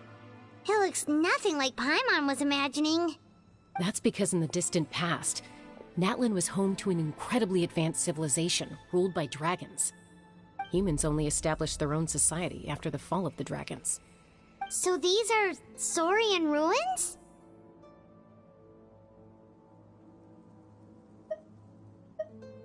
Wait, you mean like the Elemental Sovereigns? They had their own advanced civilization? Yes, a really long time ago. Very few records have survived until now, so no one really knows what the devices here are for. These ruins have been abandoned for a long time, but with the recent increase in Abyss activity, the installations around here have somehow been activated again. So what you're saying is, we're not in for an easy trip to the Night Kingdom. No. It's going to be obstacle after obstacle from here on out. Why are you all laughing like that? It's creeping Paimon out. It's the pre-adventure excitement kicking in, right guys? Of course. I'm eager to get started. Then let's go. We won't let anything stand in our way.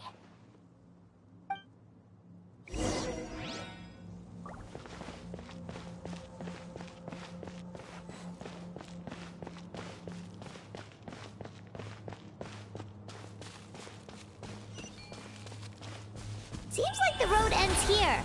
How should we get across? As a professional trainer, I think you could stand to build up your endurance, Paimon. Professional trainer? Paimon thought you were a warrior from the Collective of Planning. Well, that goes without saying. But I actually work as a sports coach. I provide professional guidance for many of Natlan's popular sports. And I don't just mean physical training. I design nutrition plans as well. Ah, so basically no sugar, no soft drinks, no grilled meat.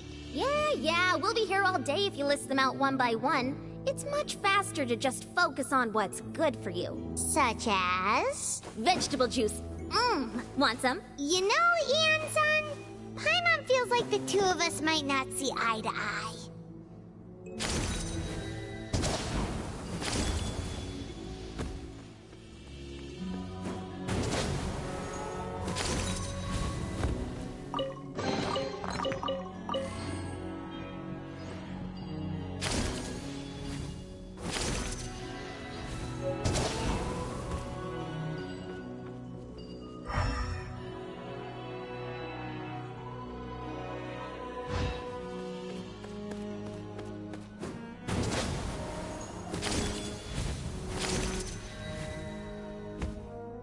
Those guys look familiar.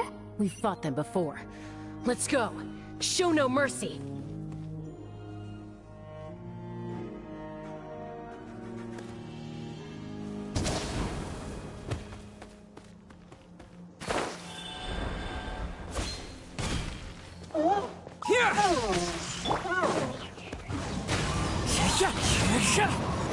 Bellowing thunder!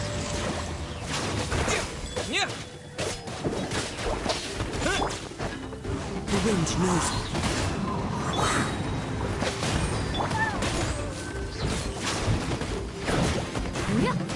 As a dutifully made wound.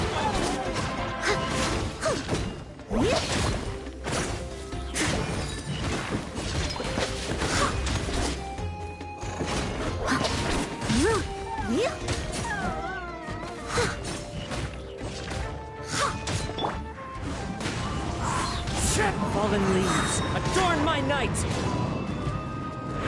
Lightning flash!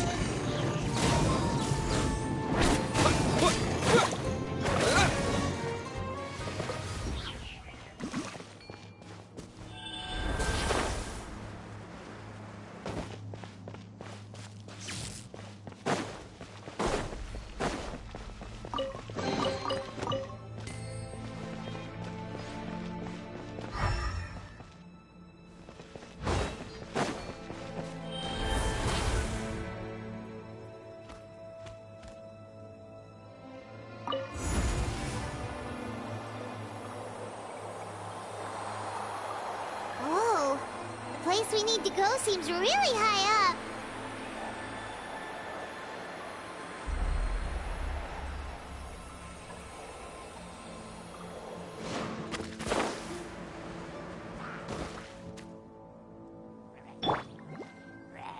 I'll protect us.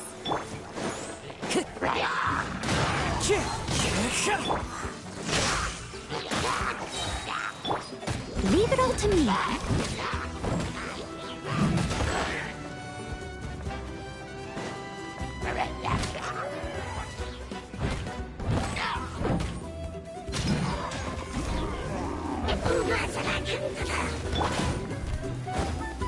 Ready, steady, go!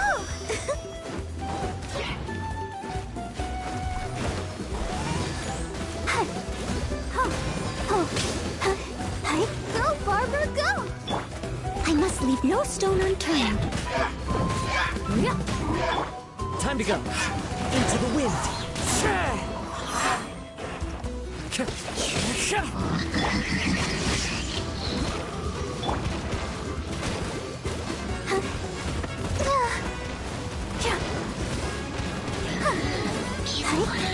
Oh no! Let the show begin. Leave it all to me.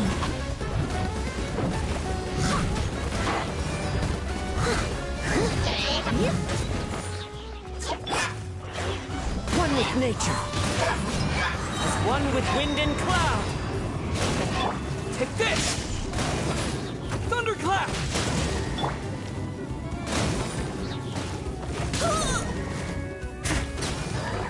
Steady as stone.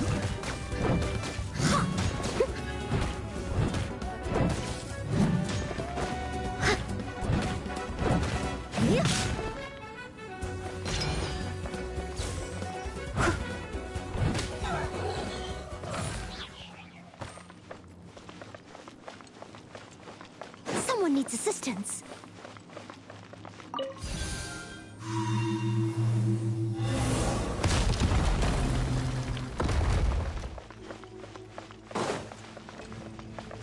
I'll catch up.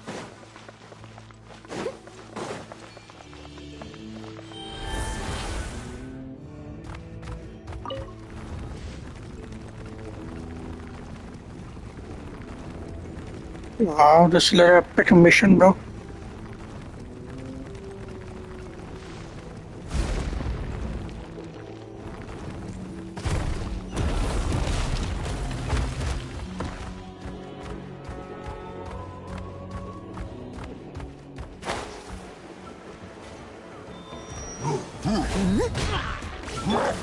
The wind knows me.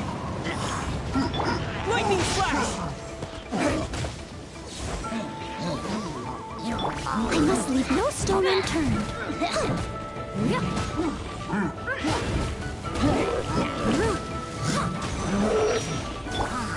One with nature.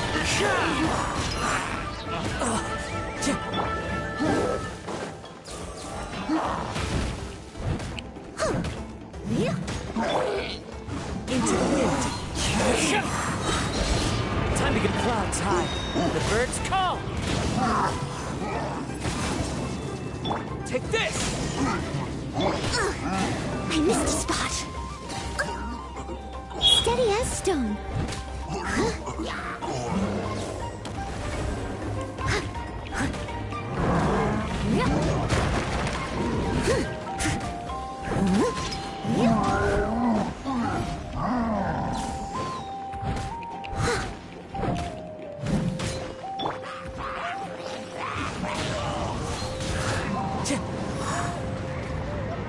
Let's dance. Lightning flash!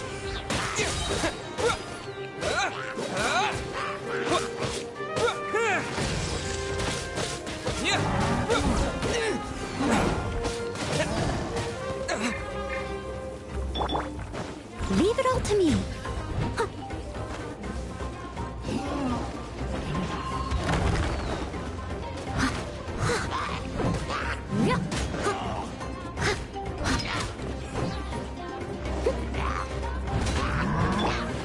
The wind knows me.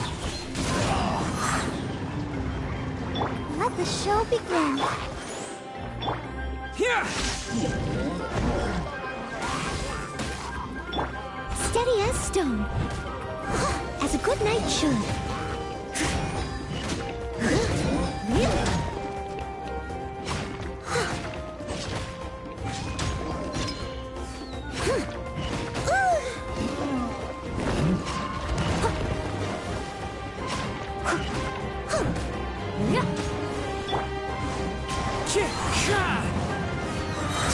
Falling leaves. Adorn my night! Lightning flash! I'll protect us. I must leave no stone unturned.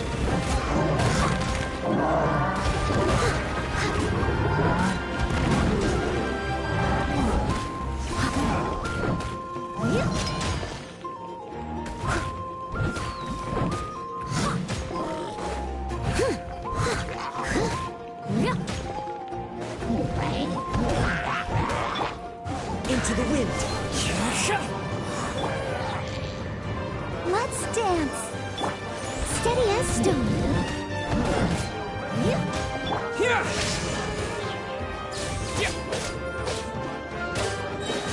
Thunderclap!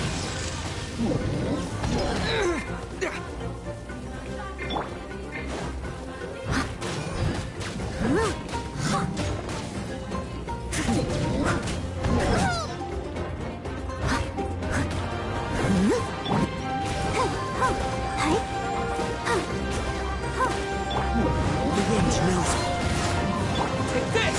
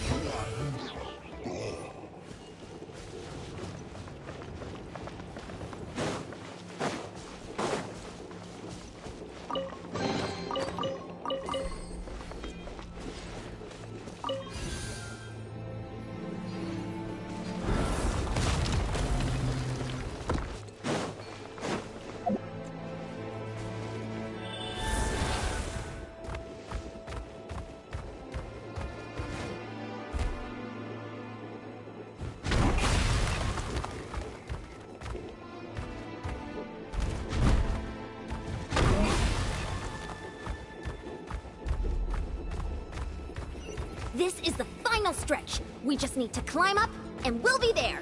Nothing to it. Easy for you to say.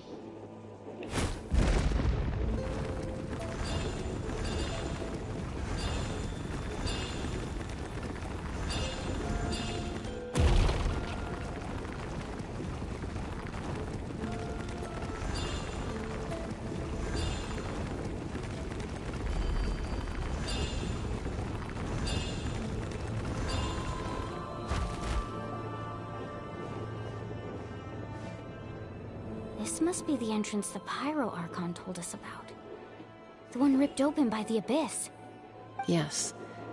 There's something in the depths of this place that feels familiar, yet also foreign. We actually have to go in there? Okay, Paimon just needs to psych herself up. Don't push her through before she's ready.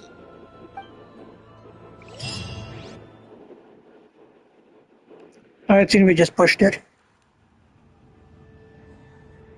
Hey! You don't have to drag Paimon! You're pulling too hard!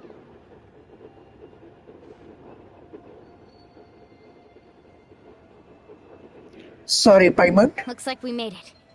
This is the Night Kingdom. Huh.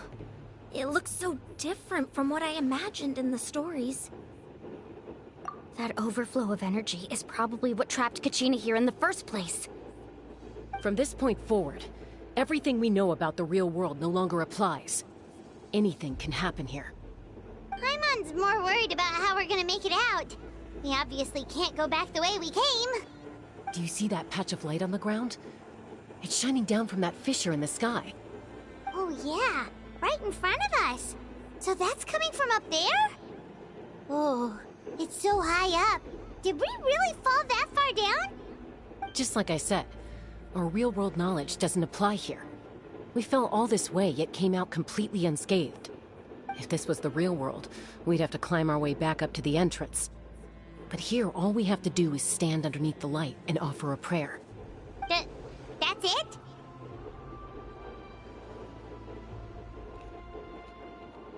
You really think that little of Paimon? That's not even why Paimon asked! So that means all we need to do is find Kachina and bring her to this location. Exactly. This light is streaming in from the real world. It's a link between the two realms. The terrain looks difficult to navigate, and the visibility's not great either. How are we supposed to find Kachina in these conditions? Yeah, these floating black things don't look super friendly either. Those are all manifestations of abyssal power. Be careful. Ghost! A talking ghost! Calm down, I'm here to help. You're the ones who helped Vichama, right? Yes, I'm Vichama's friend, Malko. I was completely lost to this realm until I sensed a mysterious power calling out to me. It's like it was seeking me out, attempting to reassemble the pieces of who I used to be. Of course, it could only do so much. I'm sorry I can only appear before you in this imperfect form. No, we should be the ones apologizing. If the Spirit Speaker Stone hadn't become corrupted by the Abyss, we could have done much more. But we had to destroy it. Otherwise, Vichama and his tribe would have been in danger. Of course. Thank you for protecting him.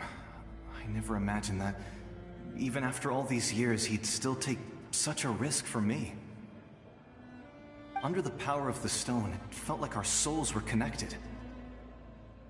Turns out even our regrets were exactly the same. Whether in triumph or death, you want your best friend by your side. Exactly. That may not be in the cards for us, but it's not too late for you. You're looking for a young girl from the Children of Echoes, right? She's being chased by an embodiment of abyssal power. I'd like to help her while I'm still in this form, so follow me. Be careful. This place has been severely corroded by the Abyss. Paimon didn't realize it had gotten this bad. It's like a seething volcano ready to engulf our world at any moment. Ouch! Quick, get back here! You can't go wandering. Stick close to me. My power will be able to ward off attacks for the time being.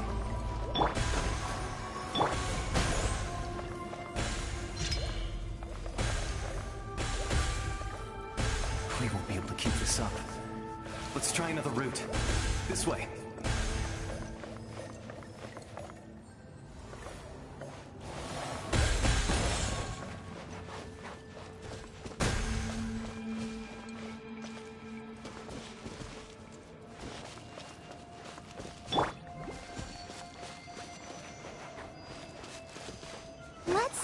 Not good.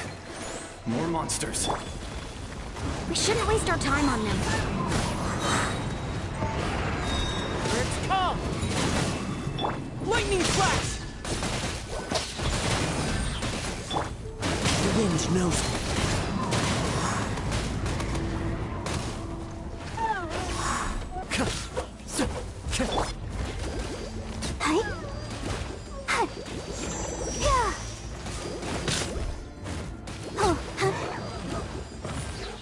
Let the show begin.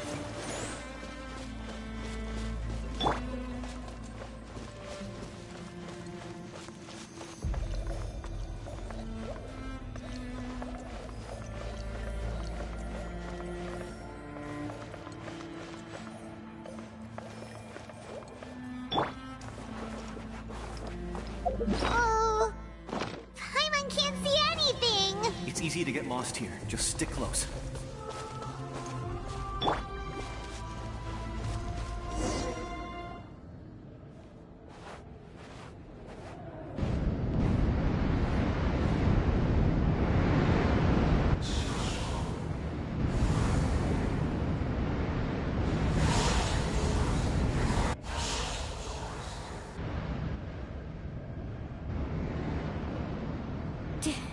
Did you hear that? What? Never mind. It was probably just my imagination. Don't scare Paimon like that! I heard it too. It was a voice from the Abyss. What did it say? Doesn't matter. It certainly doesn't harbor good intentions.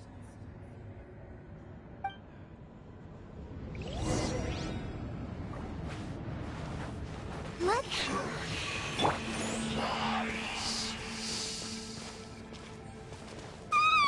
Paimon just heard it too!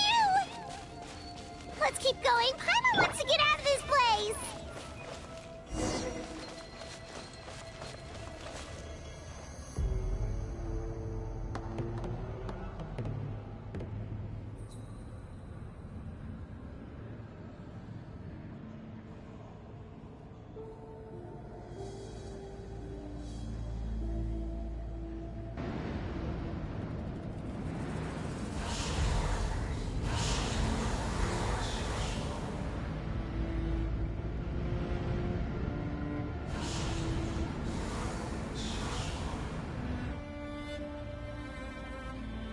We're here, Kachina!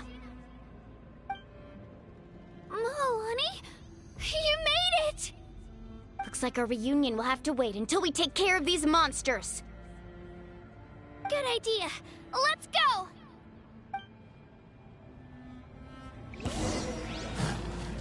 Let's go, Twirly!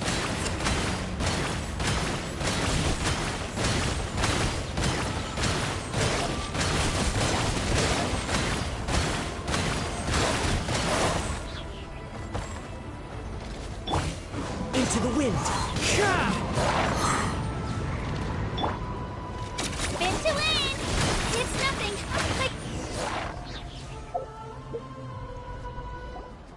You're here. You're finally here. Thank you so much. That monster can appear from anywhere. It almost caught me a bunch of times. The Wyab's power helped keep me hidden, so I just tried to stay out of sight until you got here. Atta girl. You did so well. And most importantly, you weren't hurt. Should we start heading back then? Actually, I have a request. Will you come visit the Wyab with me? I can't exactly put it into words, but something's wrong with the Ode of Resurrection. And I know it has something to do with the contamination from the Abyss. That was the Pyro Archon's theory as well. Everything we've seen here certainly seems to back it up. In the Night Kingdom, there are 6 main totem poles representing the Wyab of each tribe. You can think of them like the body of each Wyab. Additional totem poles, like the ones around here, serve as proxies to which the Wyab can extend their consciousness. There are countless proxies scattered around the Night Kingdom. Through them, the Wyab can extend their consciousness over the entire realm and track down souls no matter where they roam. But if a proxy were to become severely contaminated, then a soul could become lost within the Night Kingdom. Judging by the current situation, I don't think we're dealing with just one contaminated proxy. Even if we could drive back the abyssal power from one of them, that probably wouldn't even put a dent in the problem. Still, we can't just leave the Wyab to suffer. It's protected me this whole time. I agree.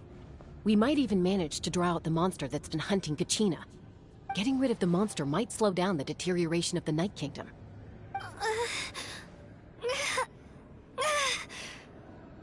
Kachina? What's wrong? Nothing.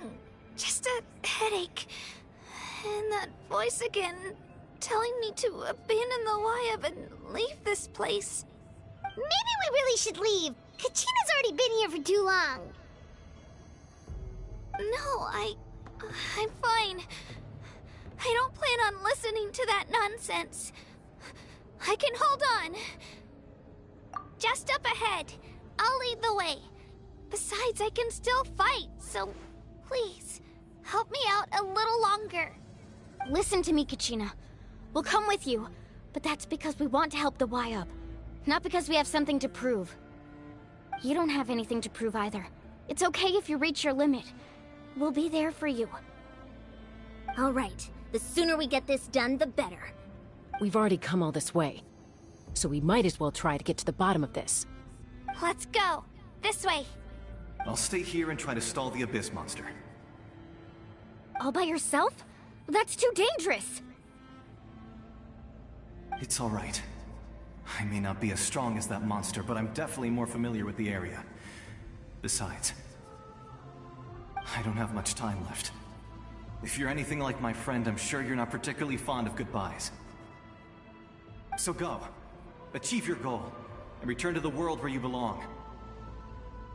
Thank you for everything. You're a true hero. Thank you. No one fights alone.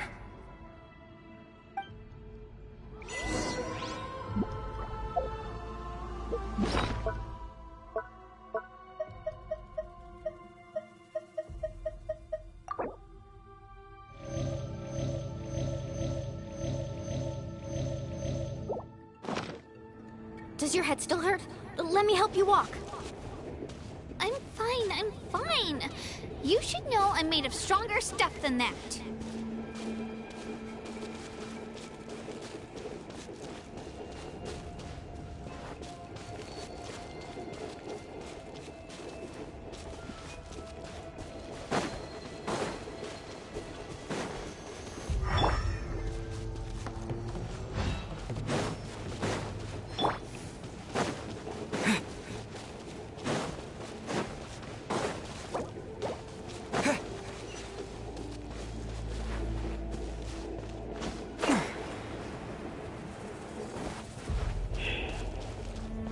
Let's do this. The final step maybe.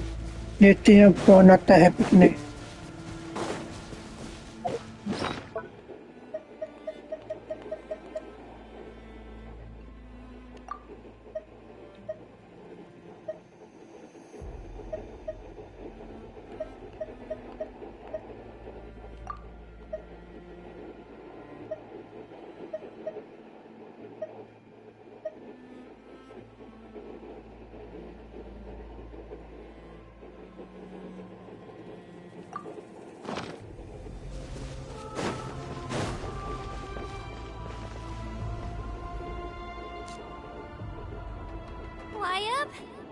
Wayab! I'm back! My friends and I are here to heal you. Wayab! Can you hear me? Wayab!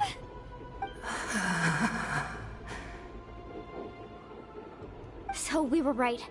The contamination is already too severe. It's preventing the Wayab from answering our calls. Alright, get ready everyone. Time to purge the abyssal energy from this place. Careful. We've got company. Already?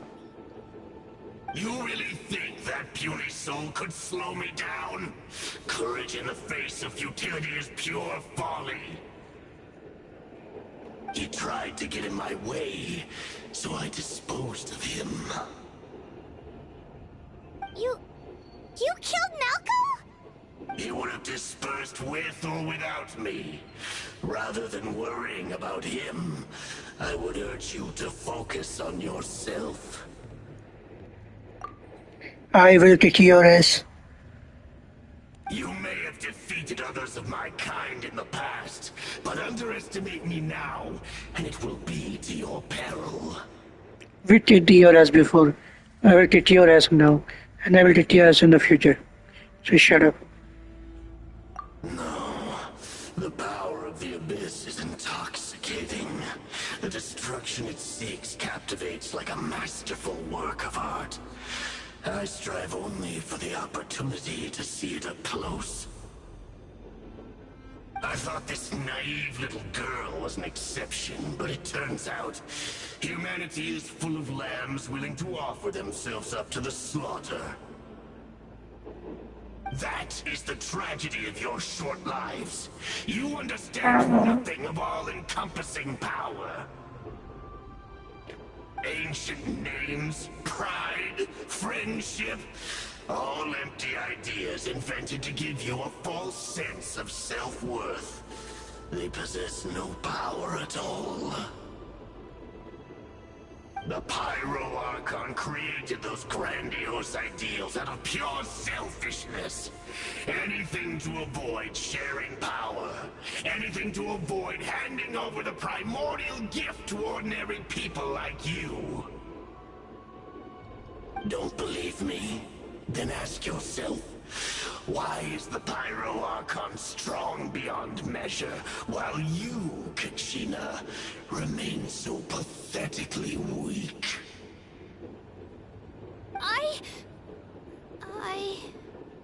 Kachina! Give me your hand.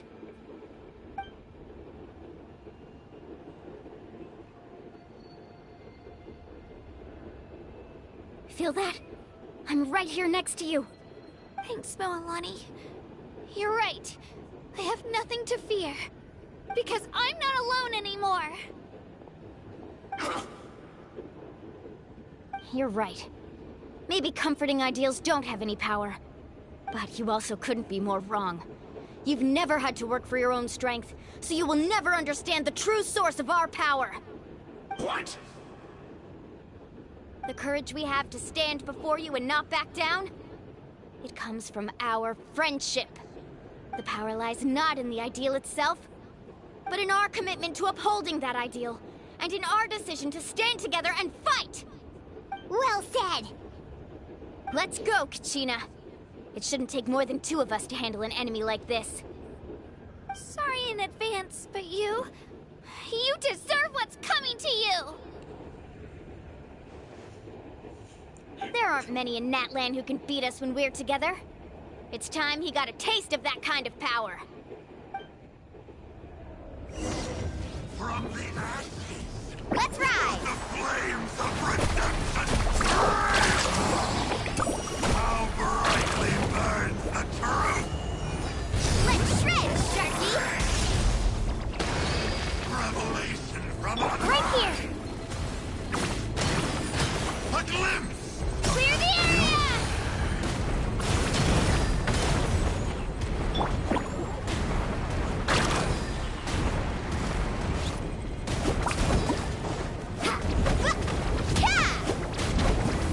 What a small price! Carving waves!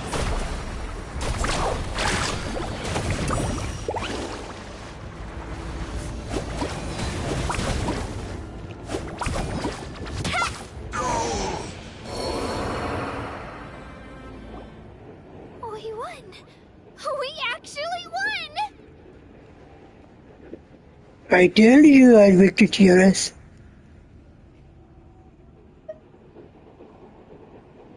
That's what he gets for underestimating you two. Fantastic work, Kachina! Absolutely fantastic! This makes me so unbelievably happy.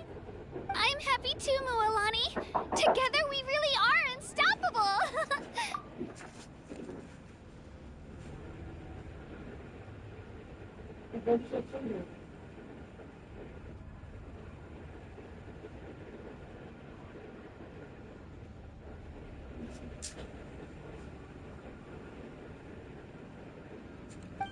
Huh? What's happening?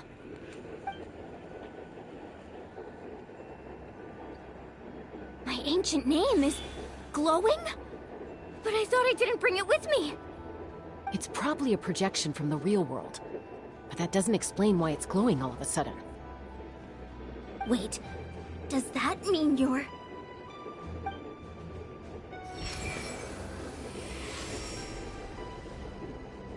That was a bold move. diving headfirst into the fire to save your friend, especially in a place so overrun with abyssal corruption. Still, seeing you pull it off was really something. Everything you said was exactly right. As isolated individuals, we stand no chance against the power of the Abyss. It took years' worth of scars and lots of unnecessary suffering for me to understand that for myself. The Pyro Archon's plan will unite us as one. Everyone has a part to play. Only then will we have the power to defeat the strongest of foes. Who are you? Tupac, a warrior from the people of the Springs. I fought against the Abyss during the invasion 500 years ago. I've heard that name before. You were the giant who saved all of Natlan. Since you were able to awaken my words from your ancient name, that means you have fully embodied the aspirations of the Waiab. Under the name Umoja, you shall unite the tribes and save Natlan from its impending doom. Me? As long as blood still runs through your veins, even the tiniest spark of steel against stone can ignite a flame. Its blaze will become one with our vision for Natlan. Even amid everlasting darkness, our bonds remain eternal.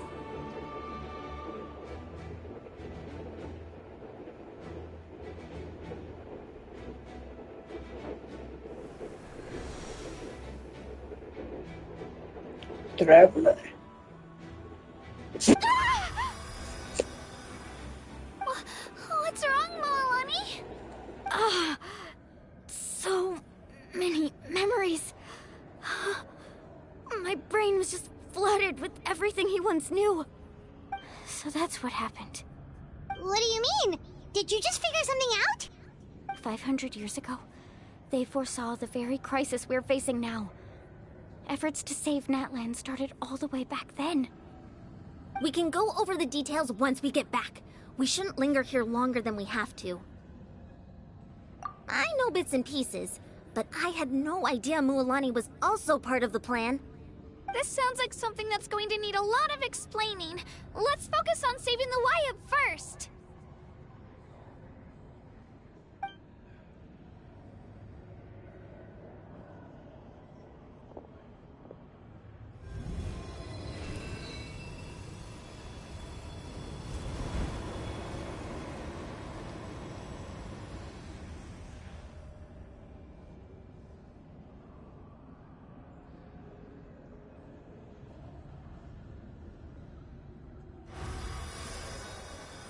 Okay, that should be enough. Waiab? Waiab? Can you hear me?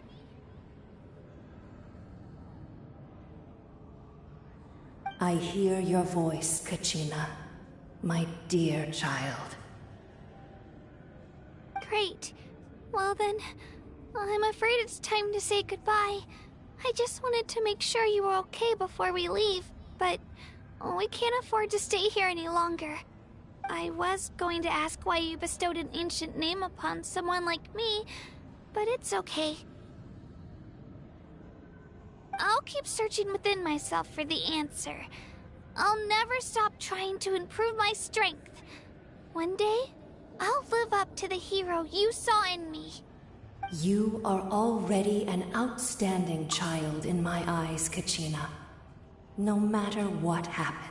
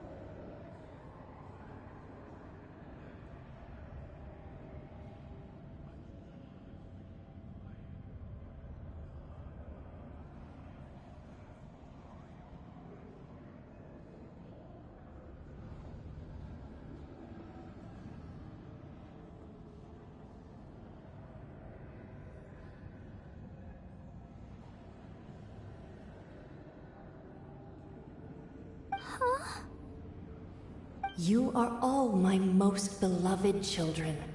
It has always been my honor to protect and nurture you. Your ancient name is just that. A name. Much like your parents chose to name you Kachina, I also gave you a name, but it need not define you. Focus on who you want to be.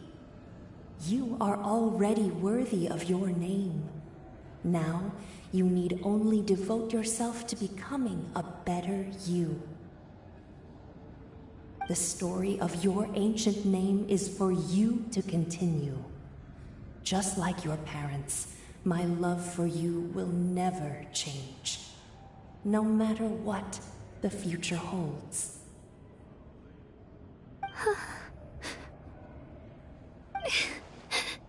Thank you, Wyatt. It gladdens me to see the Pyro Archon's plan move another step towards completion. But it is time for you to leave this place. The situation here is getting worse. Go now, my children. Save Natlan on behalf of all you hold dear. I know we've never met before, Wyatt, but I just wanted to say thank you for encouraging Kachina. It was exactly what she needed to hear. Whoa! What's going on? An earthquake? We're out of time. It's the power of the Abyss. Quick, we need to run!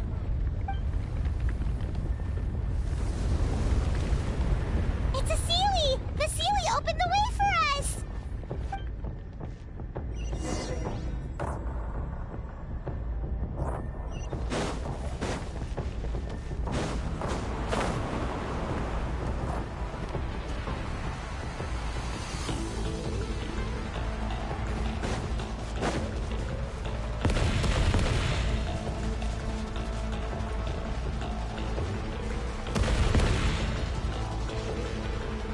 The opening in the sky! It's closing! We need to hurry, or we'll be stuck here!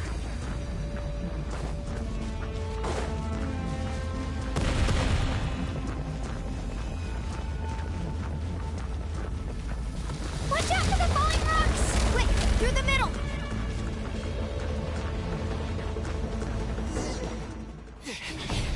Come on, faster!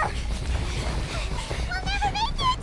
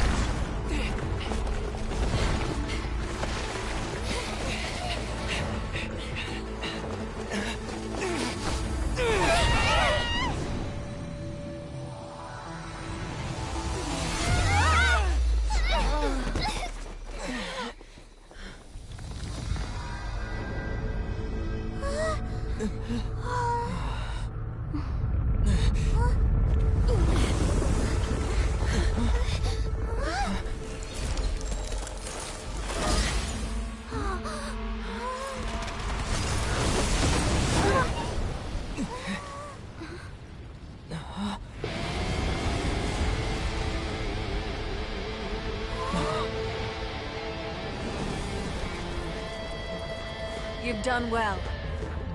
Now come home.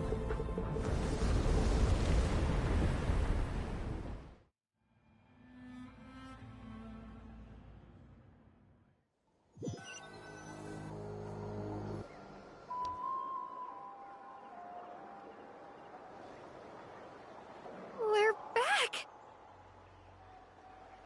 The Pyro Archon saved us. But she's not here.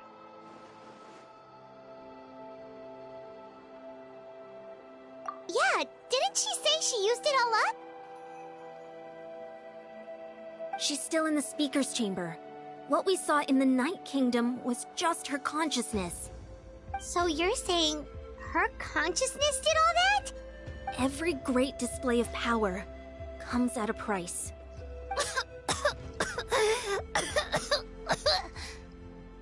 You must feel terrible, Kachina. Just hold on. We'll get you to a doctor soon. Let's get back to the stadium. The Pyro Archon said she'd have a doctor waiting for us. I recommend getting a full checkup, just to make sure no damage gets left behind. Paimon feels okay. What about you, Traveler? Right. You always seem to do pretty well against the Abyss. Let's get going. We need to share what we learned in the Night Kingdom as well. Right. The Wyatt mentioned something about the Pyro Archon's plan. What is it exactly? I'll let her explain everything. We're all a part of the plan now. Every move we make from here on out will decide Natlan's ultimate fate.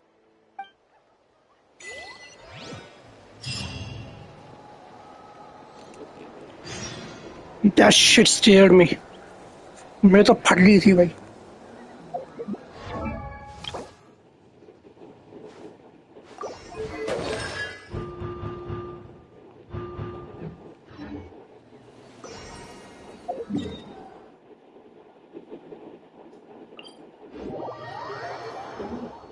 हाँ जी. 1 minute. Take this.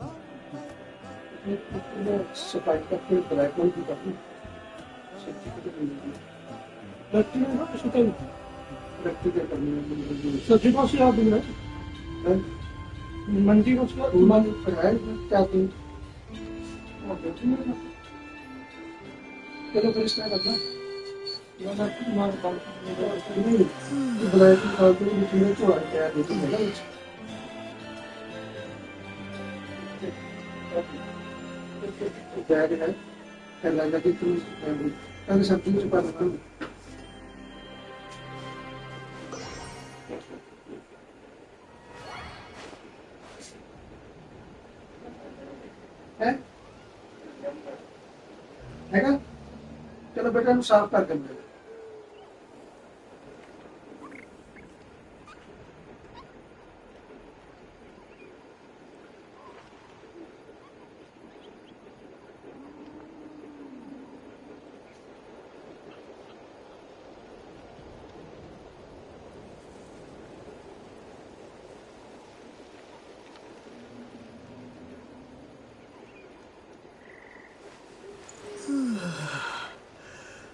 Mm.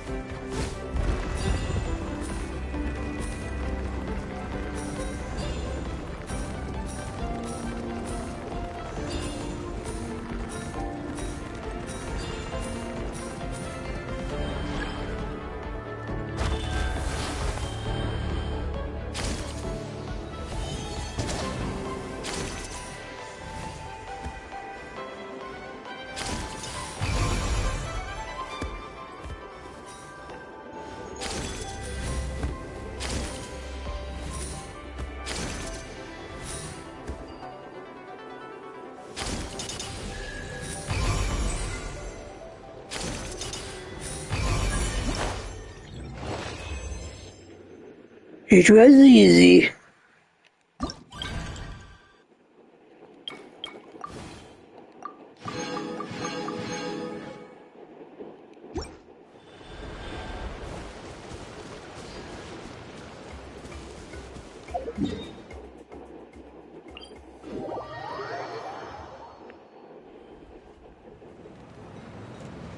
Yeah.